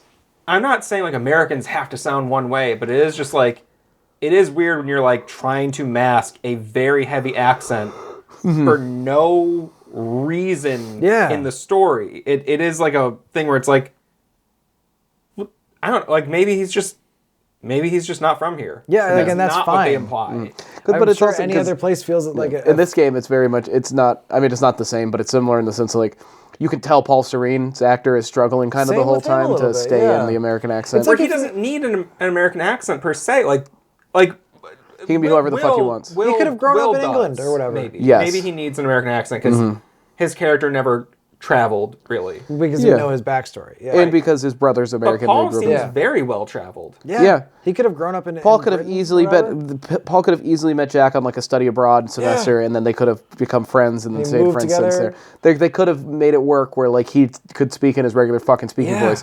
I don't get why you the know? stories. And I'm sure like if the three of us Americans made a movie starring characters who were English, but we just tried to do English voices, English people, British people would feel the same thing. Like, why did you do that? That'd be fucking horrible. It That'd be horrible. comes up a lot. You know, in every now and then it'll be like a thing where it's like, I don't mean to sound so people like, from this place were like, yeah, biggest flaw is that like you got the dialect all wrong. Yeah. Well, Yeah. also I love And you ultimately can it tell doesn't when super affect it. It's just a weird choice. you can tell when a movie's poorly directed and or anything is poorly directed where someone's using an accent where you can listen to them go in and out of the accent Yeah. frequently. It's you know hard. what I mean? I get because it. but like with a good with the it's hard for director. you, but with a good director they'd go, you're going out of the accent right now, we need to start over. Do it like you were in this scene. You know Yeah. what I mean? And then play back to you what They you did sounded that. like, and then you could go. You know, there's did ways that. to fucking We're so off. Right. It can be pulled off. yeah. Like they did that with Tom Who Holland. fucking cares? We're off topic this whole We're very off goddamn topic, time. but whatever. My thing is, I saw some behind the scenes stuff with Tom Holland, the new Spider-Man, and the new Spider-Man movies, and he said something like "my mother" or something like that, and it was an outtake. They're like Tom, and he's like, "Oh, is that really English?" And they were like, "Yeah." And he's like, "All right," and they do another take, and he does a really good job. But that's good directing. And you know, I'd say the Marvel movies probably have the best directing in the Probably. last 50 years. If you Most ask amazing Scorsese or Ridley Scott, you know what I mean, they're all huge fans of the Marvel Really great, Cinematic amazing Universe. stuff And I they're also doing. like how they've taken like that's like, oh God, you gotta like have like places and you know locations. It's like, no, you don't. No, you don't. You need a Fuck it. warehouse. You need a You screen. need a green warehouse. You need a green warehouse and then a bunch of shots that are pretty much like from the waist up, and then like maybe a few, you know, contract. Pretty much just like get people just talking in a room, Yeah. Pretty good. and then like, you know any- you can animate like Any action later. Any combat scenes, you don't like action scenes. You don't really need to like choreograph anything. You save a lot of money there if you just make it really quick and blurry. So you don't cool. really know Also, what's if it going. goes like this sometimes. Yeah. And then movement. in scenes where like there's a lot of exposition, just turn the lighting down really low. real good. Like if it's a location that's like outside, you know what I mean, and you can't actually get the look, just make it really dark. nighttime. Make it It's dark nighttime. time. Yeah. Uh-huh. It's basically taken like what used to be like a very laborious like art form and made it into like a factory process, which is much more efficient. Yeah. Then I'm all for it. I am too. Art sucks. Let's stop acting like art is good or enjoyable in any way. Or worth anything, has any value. Sucks. Think of one person you know who makes art. Are they the fucking worst person you've ever met? Yes. Yes. I'm looking at two of them right now. Anyway. But yeah, I think You get to your brother who doesn't at all have a you know conspicuous accent. incredible actor. I'm glad that he played Will, but damn. He's very fucking funny too. He's a very I've funny watched guy. some interviews. He's a very charming, funny guy. Oh, he's a very genuinely he seems like a genuinely seems nice deserving guy. of his career. but also genuinely funny, which Oh, is yeah. rare because a lot of actors seem like they got such a stick up their ass in interviews and stuff. Where Yeah, it's like the grounded versus the ungrounded people. You know what I Yeah. mean? How seriously do you take yourself? I think Right. is a big part of it. yeah, and it's definitely again dealing with like artists and actors. There can be ego so severe that it's like it fills me with like a violent rage. No, I hear you. I Especially do. like when I don't know, I've had to deal with like Christian Bale. young actor Mm-hmm. types who like had like aspirations, and it's like, why are you here? Why are Yeah. you in Plattsburgh? When, Yeah. when you're like, you know what I mean? And it's just very much it's like the I don't Mentally know. they're in LA, but Especially with like actual famous people, it's like you're doing something anybody can do, pretty much. You know what I mean? A lot of fucking people can do. You just got lucky. Yeah. You're not gotta special. you gotta have You some know what I humble mean? luck. You had you got molested by Steven Spielberg. Yeah. I didn't. Like listen, you win. your dad exploited a bunch of South Americans so that he could make millions of dollars to give you better, you know what I mean, fucking advantages, and then you let Steven Spielberg put his balls in your mouth when you're 14, and then he puts you in fucking, you know what I mean? I don't like this Steven Spielberg talk. Don't look too deep into his anything he's done. conspiracies around him. Don't look too deep into anything. Can anything be nice? Yeah. You just pretty nice.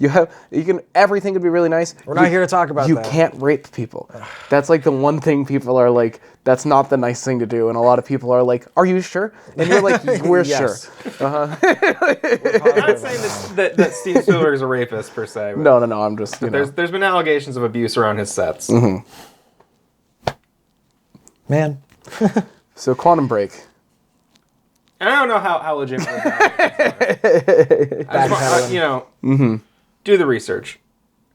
Watch the YouTube videos. Watch of the guy in his truck. You do finally get there. You're going to. You're going. It takes me a minute. Where are we going? To Cumming. Oh, okay. You get Will. And you take Will. He's not dead. No, he's not dead. You created an alternate reality. So you're going to the swimming hall. Yes. With the swimming pool. The Bradbury. And the I don't know. I'd say the situation here with Serene is. It was definitely pretty slamming. Also, I wanted a little bit more of a reaction from our boy Jack from Will seeing his no longer dead brother. I don't know. But at the same time, he didn't want to acknowledge that he died. But even Will asked him, and he seems more fascinated by it than anything else. He's like, "Did I die, brother?" Will's gone insane. But like not in like a but not in like a Paul Serene way, and like his pursuit of knowledge has become so overwhelmed him that like he doesn't, you know. Well, and he never had verbal communication skills. Like he would talk to Jack through Jack's draft toy. Oh yeah, right. Like he was always like in his own world intellectually, and socially. So it's like, I don't know. It just seems like. Yeah, I don't know, the way, like... He's a savant. This, like, probably autistic kid and his, like, hard-ass, emotionally damaged, super stressed-out brother might not have, like, the most, like, apparent affection for each other. It doesn't seem like they have a lot to bond on. Like, the capability to express on that level, it seems. I guess that's probably fair. Maybe I'm projecting how I would feel in that scenario. I have 3 brothers, so like even though we don't talk very often, I grew up with them, so just like that familial tie of like remembering that, I would lose my mind if one of them died and I found them not dead, but maybe. Well, I've got news for you. Wheel them in, boys. What? I didn't know they were dead. I thought you were doing the other side. No. So you go to the pool hall. And you're like 8-ball, corner pocket or whatever you say. Yeah. Bow! And he's like, "You're hustling me. You said you weren't any good." Oh, a little bit of what a is this? shark. Drake and Josh over here. Fresh Prince of Bel-Air is the first one to do it, you fucker. You fucking, I told you so much cat hair on my socks every time I pick up my feet. You pick up your feet? I purposely have been wearing my boots today because I think that sometimes we look like fools with our little feetsies hanging out. Well, you don't want us to wear shoes in this place.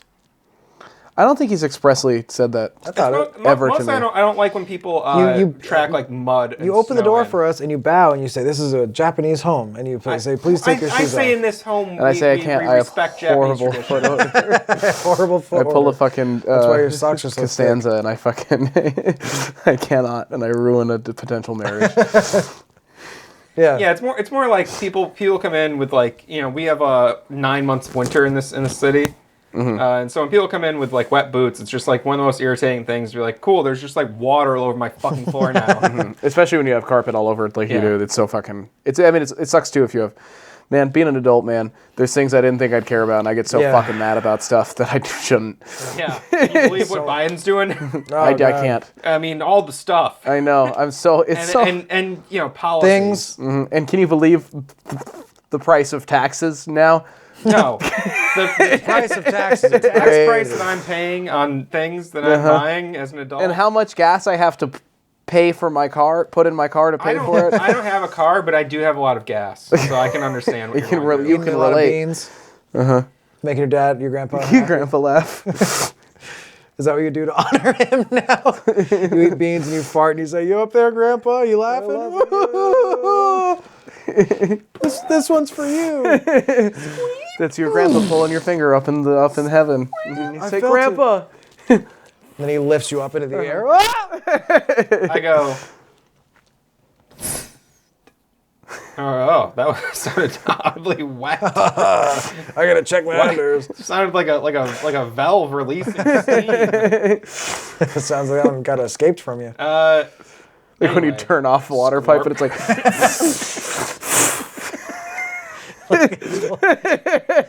My underwear is very wet now. I need to go. I need to wipe. I don't love this boss battle with Paul. The pulsar. Okay, I got really fucking mad. I kept dying. I found it to be again not intuitive. It was very obtuse. I did it, and I've done it twice. Essentially, what he does is he's up on the brig. That is not. He's up on like a balcony. It feels like a balcony. Yeah. A brig is a prison. Yeah, he's in the prison. It's the suspended as prison. Okay, yeah, it makes sense. Mind is prison. No, so he's up on the bridge sort of thing, and the scaffolding above like the time machine. He's gone full cuckoo too. Yeah. Regardless of your choices, he's like, "I'll get you, Jack." Because even if he took the treatment in the junction choice, that was his final treatment. Yeah. That was the last one he had available. And this is like he's battling against the last thing he believes in. Yeah. You know? Which is, he thinks that if you do this, you're gonna fuck things up more. You know what I mean? He believes Somehow. that you are the villain. He hasn't seen the end of the game. And he does this mega blast. And he won't. This fire red thing that you got to run away from. And this is the part that really fucking frustrated me. It makes no sense. I hope you guys can explain it because I could not figure it out. It was an AOE. It was an AOE thing, and effectively the idea is that it just has a certain range. You know what I mean? And you have to. What I found you had to do was bait him kind of to shoot at you in one corner of the room, so that you could then dash and do like your time slowdown sprint as far away as you could, effectively to the opposite corner of the room. That works for round 1, because then you can just wait it out because he just does the 1. Round 2. So and then once you do, he kind of gets, I don't know, weakened for a moment. You can shoot him. You can just fucking unload on him. Yeah. And then you have to repeat this like 3 times. Yes. And I think he also sends guards. He's sending guards out in There's between like each Monarch one. guards happening in between. But as it increases, the battle and everything, as you go through it, progresses. I shouldn't say increases. Yeah, it's like the phases of the battle. You know what I mean? Because it's a boss battle, and it's like a lot of them. There's like, it starts out he's one thing, and then he's like, you start to kill him, and he's like, oh, I'm angry, I'm getting stronger. You know what I mean? And so he does the same AOE attack. I thought that it was just going off in the same area over and over again. That's not what I thought. I thought the AOE was so large you couldn't escape it, because I didn't realize that he was firing off multiple. He'd fire off one AOE attack, and then as that one went out, he'd shoot another one right where you are. I didn't realize that. It didn't click for me. Because I'd go to the corner, I'd be like, I'm far away right here, I'll be fine, and then suddenly it would reach me. Yeah. And I'd die. And I was like... So it just looks like, just like red air moving at you. It doesn't really have like a form. It's just like it's like a heat wave. It's like a circle that's like slowly expanding outward. Yeah, you know it's what like I mean? Like when you see like a bomb in like cartoons. Yeah, But it's not totally like. Sometimes I'm like, oh, I'm gonna get hit. Oh, I didn't get hit. Like it looks like it's coming at you anyway, and so it's not. It just wasn't clear. And sometimes you can be within it, but you're far enough away from like the center of it that you didn't get hurt. Yeah, but there wasn't like a clear visual cue as to like where the drop off point is. It's really my like. It's just, like at this point in this game it's a complaint. In other games it's not really a complaint, but it is like the one thing that is a complaint about what Remedy does, where they do make some of the end boss battles so obtuse with how you have to do it that it kind of feels like, because it's not even intuitive sometimes. This wasn't intuitive. I had to look it up. I had to look it up as well. I had to watch I was like, I don't fucking. There's no visual feedback here to let me know when I'm because I couldn't, because sometimes I thought I'd be hit and I wasn't. I was like, I don't fucking know what I'm supposed to do. I wouldn't have realized if the person in the fucking video I watched was like, so he's gonna launch it. So after you dodge in phase 2, he's like, after you dodge the first AOE attack, he'll launch another one right where you are, so you need to quickly get out. I was like, he launches more? Because there's also no visual cue to let you know that he started another one. You know what I mean? It just kind of goes like, and just goes at you. I don't know. I fucking don't like this battle. It took me I died a lot. I think I took like 3 tries, or like 4. If I were designing it... I couldn't figure anything out. I didn't glean anything from it. I just managed to beat And him. also, like, And I where was he goes when he does that, it's like the way the set is designed, when you're in the pool and you're, like, underneath the time machine, you can't fucking see him. You know what I mean? That was rough, half of the time Right, you can't even just see him. like in some of the other battles, like Yeah. you know, like the Lem battle in Max Payne 2, you can't really Yes. see him on the thing.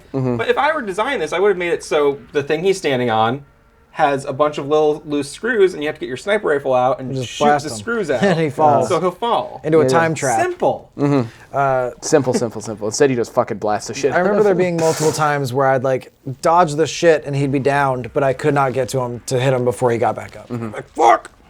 Yeah, But yeah. frustrating, not intuitive, and not only difficult because of how confusing it was to me. Yes, because it like we said earlier that like fucking the time machine in Monarch when you get swarmed by like the 30 fucking guys, that's the hardest combat.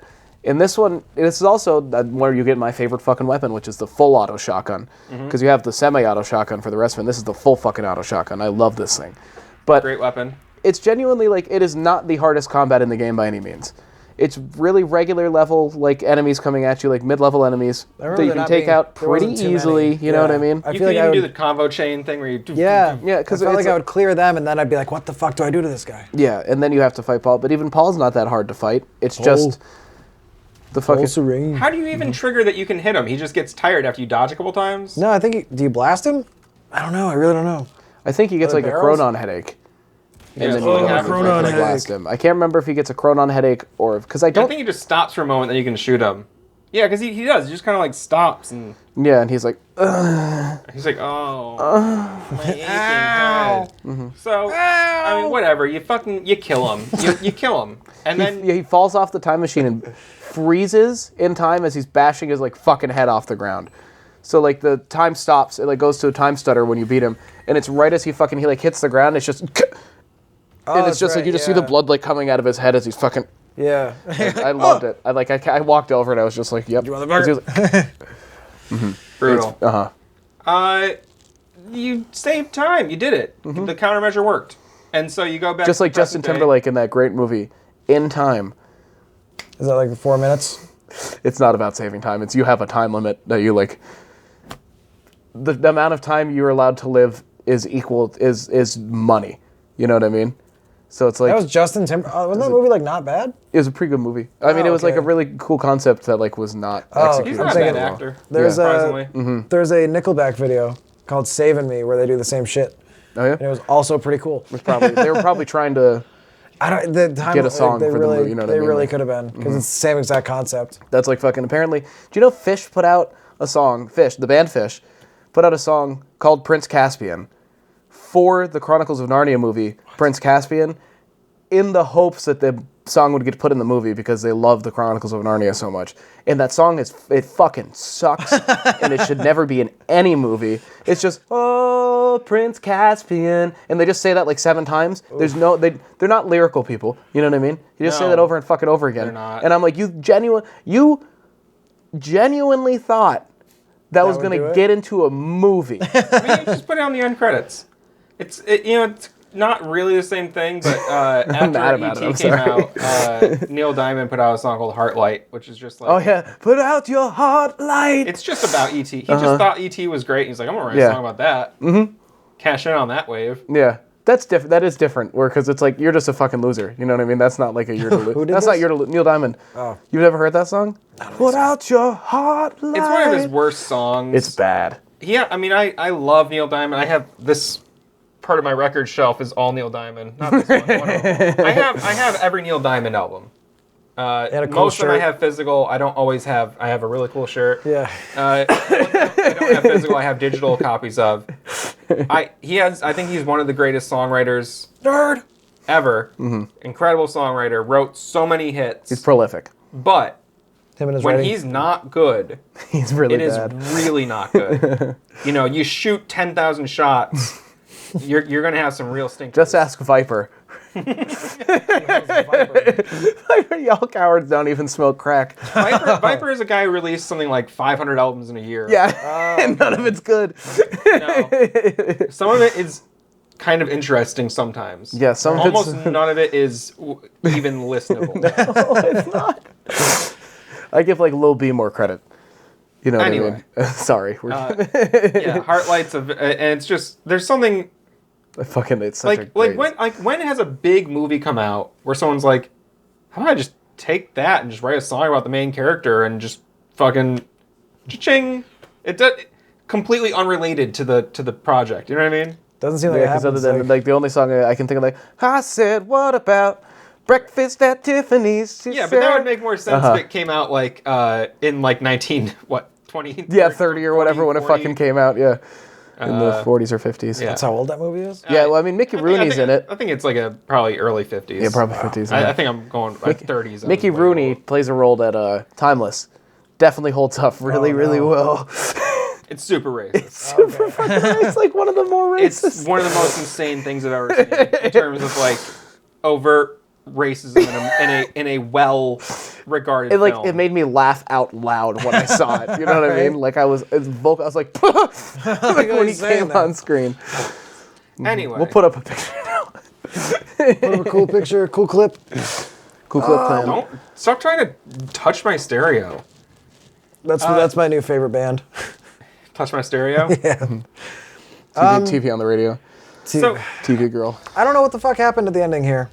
well, It goes like Paul dies or whatever, and it goes, and then it's like the world's fixed, and then like Clarice Ogawa is like still interviewing Jack. right, because the whole game was just Jack's story to Clarice, Yeah, and then And- she's like, join us or something, and he's like, okay, and he goes, "No thanks, bro." yeah, Well, because they're basically like, hey, you want to be the next Paul Serene doggy? You're getting the Chronon sickness. You got the fucking powers. You've seen it all. and I think Martin Hatch is there. Well, Yeah, no, don't you see So him? they finished they've finished the interview. He's leaving, and then in the hallway, Hatch pulls the power move like, "Oh, you were just leaving," and fucking catches him, and gives him the handshake, and it ends with the like, he's like, "Well, you gonna join us?" And he's like, "I trust me, my version of Monarch is very different than Paul's." And you guys like go to shake hands or something, and like, you get like a Junction style vision showing like Jack's possible futures. Yeah. saying like, "Hey, the story goes on." It And very then much. Jack Yeah. is. I'm assuming that's Jack's. I would assume that's vision. Jack's because that was clearly like That really Paul- happened? Yeah. I thought you were making that up. I don't No. remember that. That's the ending of the game. That's like the last scene. It's like him being like, "I don't know what's gonna happen next," but And then it's like I got a they choice. freeze and it's like just like when you would go into the junction points. which is implying okay. that he is As- basically as powerful as Paul was, and, Yeah. but is wielding it differently. And, It's been pointed out the whole time that he picked up on all of it way faster too. You know what I mean? Yeah. Like Jack specifically got the powers and stuff and got the hang of it. But Very similar to Control again. yeah, This guy who They're the doesn't chosen ones. really want to be part of this finds himself. Well, I guess just like almost similar, just like Paul. Paul didn't set out to be this, but then found himself I'd in say that forced place. into it. Yeah, I don't know if Paul. Yeah, Yeah, I don't know if you could say Paul was forced into it. He created the situation. He believed he was. Yeah. yeah. He really he felt like it was his But like obligation. It's like Jesse- it's a very like Messiah complex. Jesse had no desire to be affiliated with the oldest house. She just wanted to find her dang brother. Classic like- Harry Potter trope. The smallest part of the game. right, because I think Jesse was also living in a crawl space. Yeah, she was underneath the stairs. Yeah, That's right. Yeah, she was in there. That's why her favorite rap group is People Under the Stairs. Right. She's the LA song's her favorite. You know what I mean? And it's really great world building. No, but when I first played this and like Hatch came out, I was like, wait, Hatch is the villain. What is he doing here? And it's like, Who is the villain? The note kind of didn't really click with me, where Hatch was basically just like, I'm not bad. I'm really I'm actually, different. He's like, I'm like the Joker. It's kind of like Have you seen The Dark Knight? No, have you seen The Joker with Joaquin Phoenix? No, have you seen A Killing Joke? I'd really think I mean like not. I was kind of half joking the whole time when I've been like Hatch is a good guy. I fucking love Lance Reddick. You know what I mean? But it's like he is ultimately, I think, at the end of the day, what he wants is for the greater good. Like he does want things to be better. You know what I mean?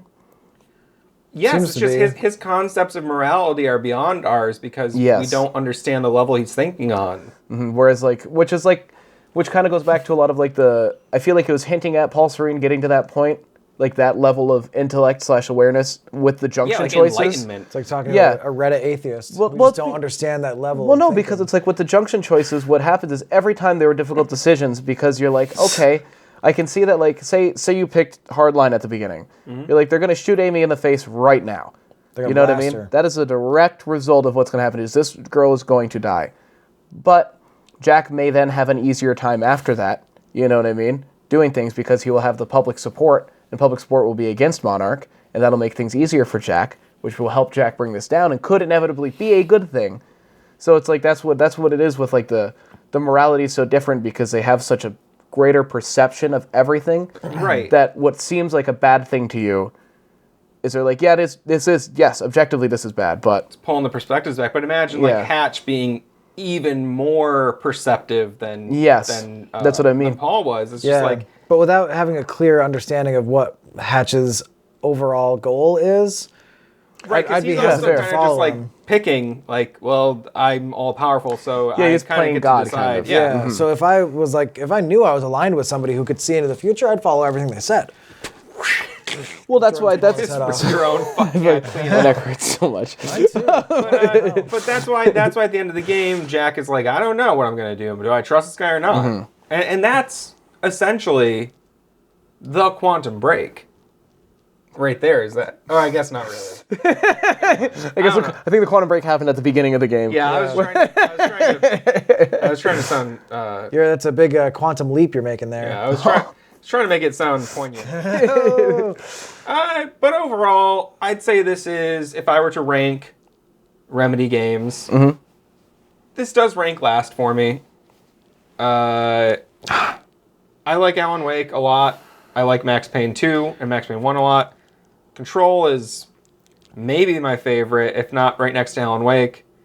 Max Payne, all the games are great, but this game, just the scope of it, it's like it has so many missteps. It feels like the growing pains. You know what I mean? These feel like the growing pains. This is like the awkward, you know what I mean, teenage phase where you're like, I haven't come into my body fully yet, but I'm like, I do some good stuff. Yeah, you know and it's very charming. It's very, but I haven't figured it out yet. I don't understand. There's just certain parts where it's like, ugh, come on. Whereas the other ones were like, Max Payne 1 and 2 especially are like peak action for that era of PC gaming. Whereas this is like coming into that console generation. It was like an Xbox. I think it was supposed to be like an Xbox One launch title. I have no idea. I don't know if it was, but it was a big Xbox One title. It was very indicative of that 2015, 2016 kind of console time.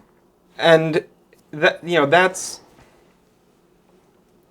how do I put this? It's like you're seeing fewer and fewer leaps in technology between console generations. It's basically just graphical fidelity and frame rate are the only changes. It's like seeing. Processing power is like really the only thing that increases. Yeah, and you're no longer, aside from VR, which I think still has a long ways to go before it's like viable for as a platform widespread. I mean, so many flaws with VR, so I'm not really as far as that. Gameplay and mechanics. There's not really anything that we can't do. It's more just the visuals. Because there's been such little innovation. It's like 8-bit to 16-bit to fucking, you know what I mean, to 3D to fucking, you know. And then, but basically from like PS3 onward, it's felt very. There's been very incremental changes. I feel like the last really big one we did see was the Xbox 360 / PlayStation 2 into the Xbox One / and even that one, or no, sorry, not that one. The Xbox into the Xbox 360 / PS2 into PS3. That was the last big jump, and everything. Yeah, I'd say from PS3 forward, like PS3 games, some of them look fucking incredible still. Yeah. And the only issues are like sometimes frame rate, sometimes fidelity. That's it, and those really aren't. I mean, that doesn't fucking matter. And like playing on PC, playing on PC especially, you can notice it because being able to just play whatever game, you know what I mean, regardless of what console is released on, it's like you can see that like Quantum Break looks just as good as like fucking Halo Infinite. You know what I mean? That just some of it looks it's better. Crazy good. Yeah. And that's just the little stuff like that where there's a difference between the engine you're using, you know what I mean? It's the Northlight engine versus whatever the fuck 343 uses, but... Right, so I guess what I'm saying is like, Southlight. Southlight they use the Southlight engine. instead of the Northlight. Good. I got it. It just felt like the other games were kind of like, working on established genres and established like generations of those genres. Mm-hmm. In terms of like the third person stuff, like even Alan Wake and Max Payne have a lot in common, a lot more in common than I think like Quantum Break and Max Payne have in common in terms of like the general feel and the DNA. Like obviously they're very similar. Yeah. But I don't know. It just seems like we talked about it a lot, but yeah, Quantum Break and Control very close together in terms of like the makeup, and then it just seems like whereas I feel like you're looking at Quantum Break with your glasses off, you're like, huh? And then you put your glasses on, you're like, oh, it's Control. Yeah. It's like, I don't know, the parts where Quantum Break moved a little too slow, or some of the platforming was awkward, or didn't feel...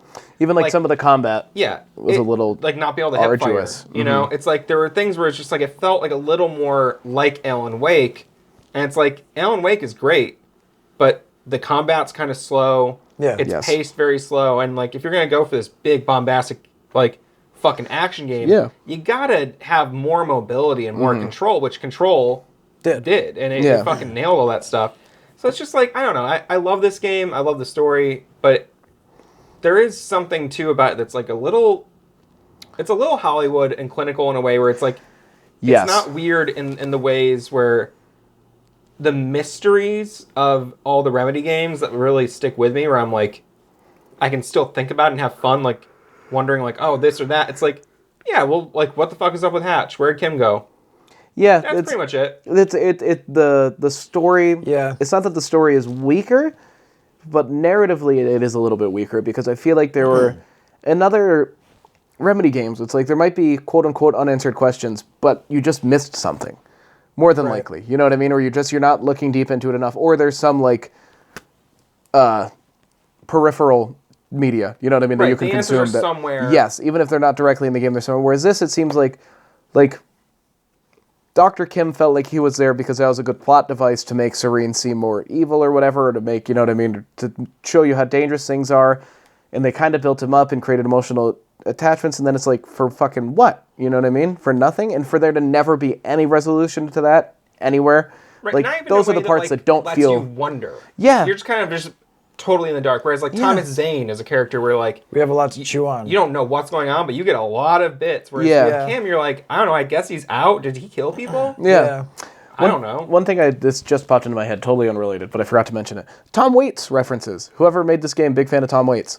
Because Tom Waits is playing in the taxi at one point. Tom Waits is playing in the car outside of the swimming pool, I believe. And then also you read an email where one of the CFR technicians bribed somebody with Tom Waits tickets to let them touch the CFR. Because they just wanted to get in and touch it. And so they bribed like one of the security people with Tom Waits tickets to fucking go in and touch it. Weird. That was just a random thing. That's funny. One of my first notes on when I started chapter or part 4 was like, damn. Act 4. Act 4? I'll never remember. Was like, damn. I'm hitting you a lot today, I'm sorry. Dude, my arm's destroyed. I can't move it. Dude, we used to punch each other in the arms so hard. You could do that all day. We would punch each other as hard as, because we went to high school together, we'd punch each other in the arms as hard as we could. That's why. We call it dead arming. Yeah, we were assholes. You know what I mean? I like who I am now way more than who I was then. Oh yeah, absolutely. It would be hard enough that, like, especially if one of the stronger guys gets you, it's like I can't really move my arm. Oh, you'd feel it to the bone. Yeah, you'd get a deep bruise. Anyway, one of my first notes when I started playing. All my friends little kissies. That's nice. I said, like, damn, every time I play another one of these games, I just want to go back to Alan Wake. You know, this game really made me want to play Control again. And I think, because my whole thought, like we've all mentioned, is that its Control feels like the fully realized. It really does version of a lot of these mechanics. But with Quantum Break, I do think it's important to mention that, like, I'm extremely invested. I'd love to know what happened, what is going on with Martin Hatch. I want to know what happened to Kim. Yes. If they were like Quantum Break 2 is out, I'd buy it. That's the only reason. That's the only reason I care that they weren't resolved, is because they created the attachment. Right. So that while it seems like I'd probably put it at the bottom of my, Remedy list as well, but like that's still top tier. Yeah, that's not. I don't think. Yeah. The Remedy list is up here. The rest of everyone else's games are down rank here. for your, it's still a great game. Like pick your favorite band and then like be like, what's their worst album? Be like, I still love that album, but it's but my least favorite. compared to all the other, And I think also, I know Sam Lake's not the only writer. Right. Like, Sam Lake didn't write on this game, and I do think it shows. Oh, okay. At all? I don't believe so. Well, fuck. You would know more than me. That's all. That's what I'm asking. I didn't look into this. And I do think that element of his writing that I enjoy so much is the supernatural mystery kind of shit that this game more went like Hollywood sci-fi. Yes. And it does have some of that mystery in it. And I feel like it does, but I love how you can feel the goofiness a little bit too in some spots. Like the Sam Lake doesn't seem like he takes himself super seriously. Yeah, no. Or what he's writing. He's willing to kind of like have fun. The humor in Quantum Break, you barely experienced it. It's most of it's just Nick. Oh yeah. It's Right. almost Or it's all in all of the peripheral, like the extra stuff, like the even emails. that, there's the sex podcast or whatever. Time Knife is the funniest Time Knife, thing, really. And then That one got me. Night Springs audition.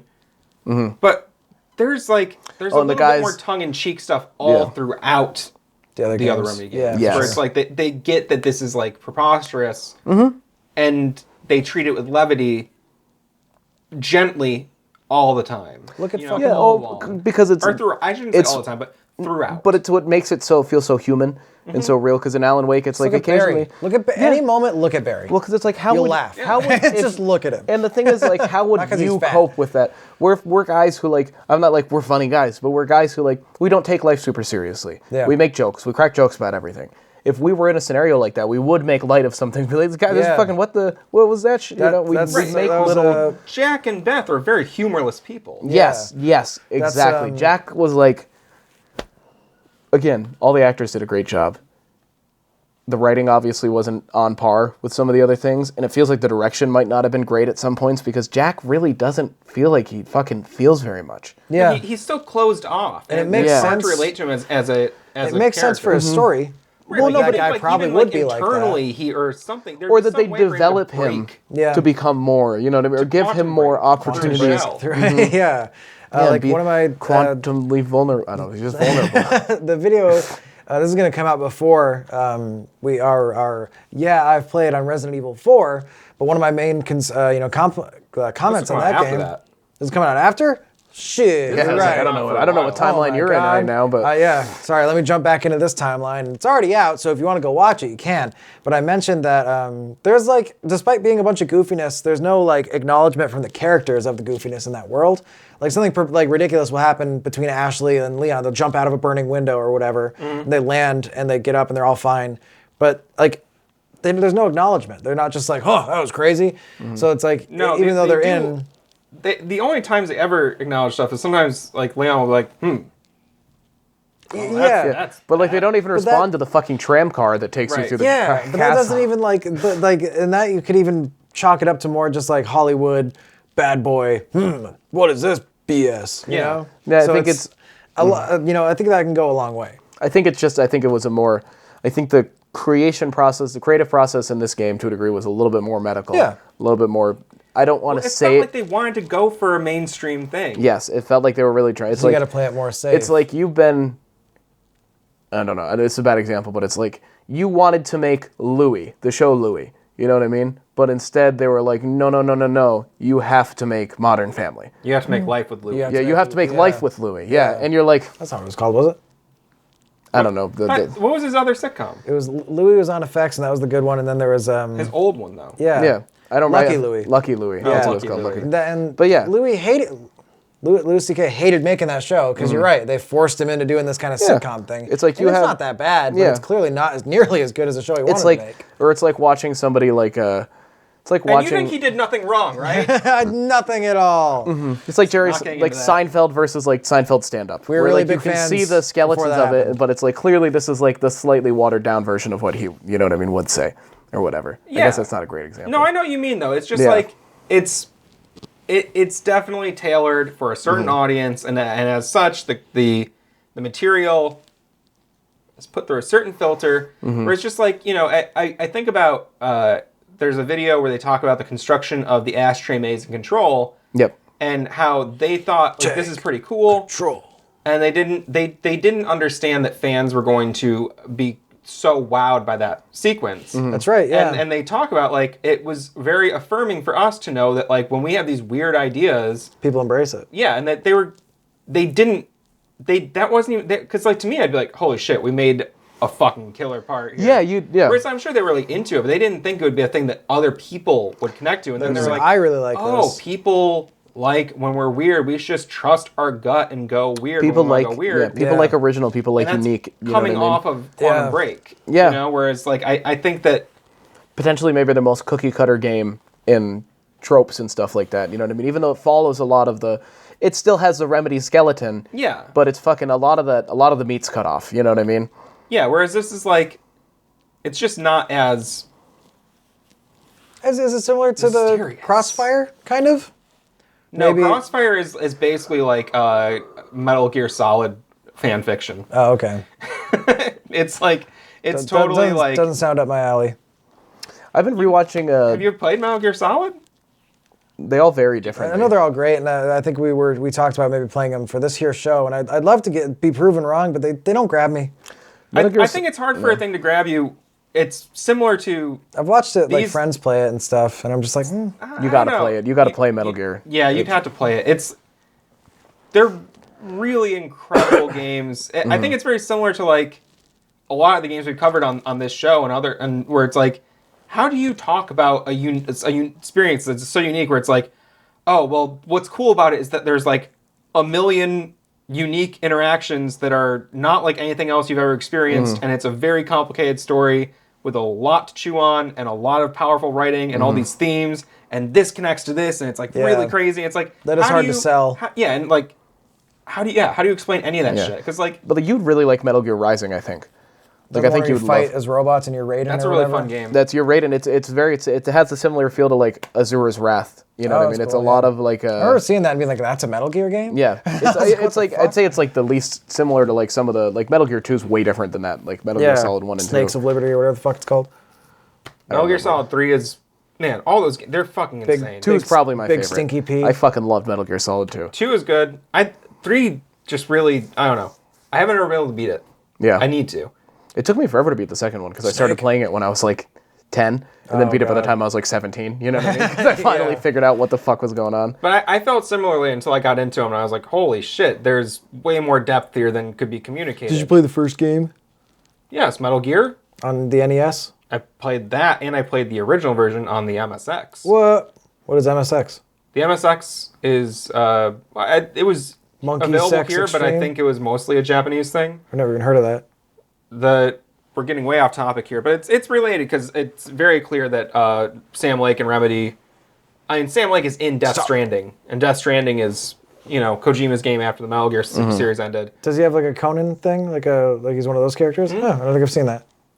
And it's very clear that they're doing a Metal Gear Solid tribute with the story of Crossfire X in a lot of ways. The characters and the plot and the way it's all about.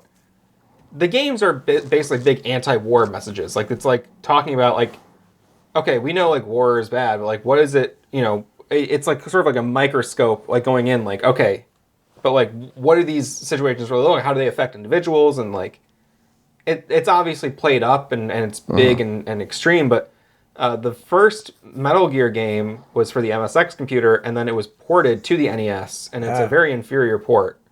They, like, totally, like, just changed the game. And it's still a good game for the NES and everything, but it's like the original Metal Gear has so much more in common with Metal Gear Solid. Metal Gear Solid is essentially a remake of Metal Gear for the MSX. Okay. And it's crazy how advanced it was. Kojima's a fucking genius. I get that people don't like sometimes how long the cutscenes are and how indulgent he is, but also it's like, oh, it's fucking cool art. With that 15-minute ladder climb or whatever. That's great though. That's so great good. though. It's incredible. Like, you think it sounds dumb, and it is like in retrospect, like you know what I mean. Out of context, but in the pacing of the game, it's like Jesus Christ. Out of context, it's hilarious. But like when it's happening, you're not like this is taking fucking forever. You're like, where am I going? like, what's gonna be on the other side? No, I can see that being a good experience. Climb. Or in 4 when I don't know. I'm not gonna get. Yeah, there's just so much. It's so fucking crazy. They're so good. My only issue is that like I'm really bad at them, so I have to like play them on the easiest mode. Right. My roommates in Syracuse, one of them in particular was like really good and got like, because you get graded on how stealthy you are and your kills and stuff. Yeah. And, like, just always just like superior, no, didn't get caught at all, like fucking stealth kill everybody, or don't even kill. You can dart people. Yeah, you can sleep and dart people. Yeah. Mm-hmm. You're not really supposed to kill people. You're supposed to be a ghost, Well, because when you kill people, it's actually like you then alert people. And then in Metal Gear Solid 2, when you're on like the boat in the opening scene, you fucking lose. If you like shoot a gun and someone hears it, you're lost. You know what I mean? Yeah. Oh, wow. You can't get spotted in that one. You know what I mean? Like that's a rough one. Sounds cool. I like stealth shit. Oh, that's the pinnacle of the stealth You genre. would really like the I played Metal Gear Dishonored. Solid games? I know what's up. We'll play them one day, and we'll see. I'd love to go through them again. But first, we gotta play Undertale. That's going to be the next game we cover on this series. And I don't know. Quantum Break, pretty great still. I'd still say it's like, if I were to rate it as a game alone, it's like an 8.9 for me. That's exactly Yeah, I'd put it at like a 7 or 8. I think it's a really solid game. I think it's a really solid standalone game. Compared to the other Remedy titles, it's okay. There's nobody I wouldn't recommend that game to. No. It's sick. If you don't like the shooting, put it on easy and enjoy the story. Yeah. Totally. Like, and I played it on easy this most recent time just to get through it for capturing footage and stuff. And it was like, honestly, still fun. Yeah. Right. Which is shocking sometimes. It's like, sometimes a game's challenge is the appeal. Right. Yes. But not here. Anyway, that's that. Be sure to check out the channel for more stuff like this. We have probably 7 million videos. We have something like 370 videos out or something, 365 videos. Yeah, but I was going to say we probably have like, I don't know, like 29 hours of Remedy-related content. Oh, yeah, no. If you're really a fucking Remedy fan, this is the channel for you, because we We covered all of it. We mentioned it before, but this was the final of the main series AAA games of Remedy that we've played every game other than Death Rally. Death Rally, and unfortunately, we as a group haven't been able to play Crossfire X, but it's still I'll definitely try it. Yeah, well, I told you can take my Xbox anytime. Just take it right now. Don't even tell them. I'm trying to win a giveaway for an Xbox instead. See, so am I. It's never gonna fucking happen. I know. It might. I will eat my own shit. If I win a giveaway, hey, I won a giveaway one time. You guys hosted it, and I fucking won. Right. If I hadn't entered, you got to join the show. Nobody would have won. I had a friend I would have sent it to. Right. But nobody would have won. You know what I mean? If I win that, everybody loses. If I win an Xbox in a giveaway, I'll give away that Xbox on this channel to one lucky If I viewer genuinely at home. win an Xbox, I'm just gonna fucking sell it. I have no use for it. It's a shitty thing to do. I disagree. Xbox. I disagree wholeheartedly that that's a shitty thing to do. Okay. Sometimes I enter into car sweepstakes to win them just because I'm like, I'll fucking sell this fucking $120,000 car as soon as I get it because I don't fucking care. All right. It is yours to do with what you will. I sold my son. Bye. See you later. He was serious. It was cheaper than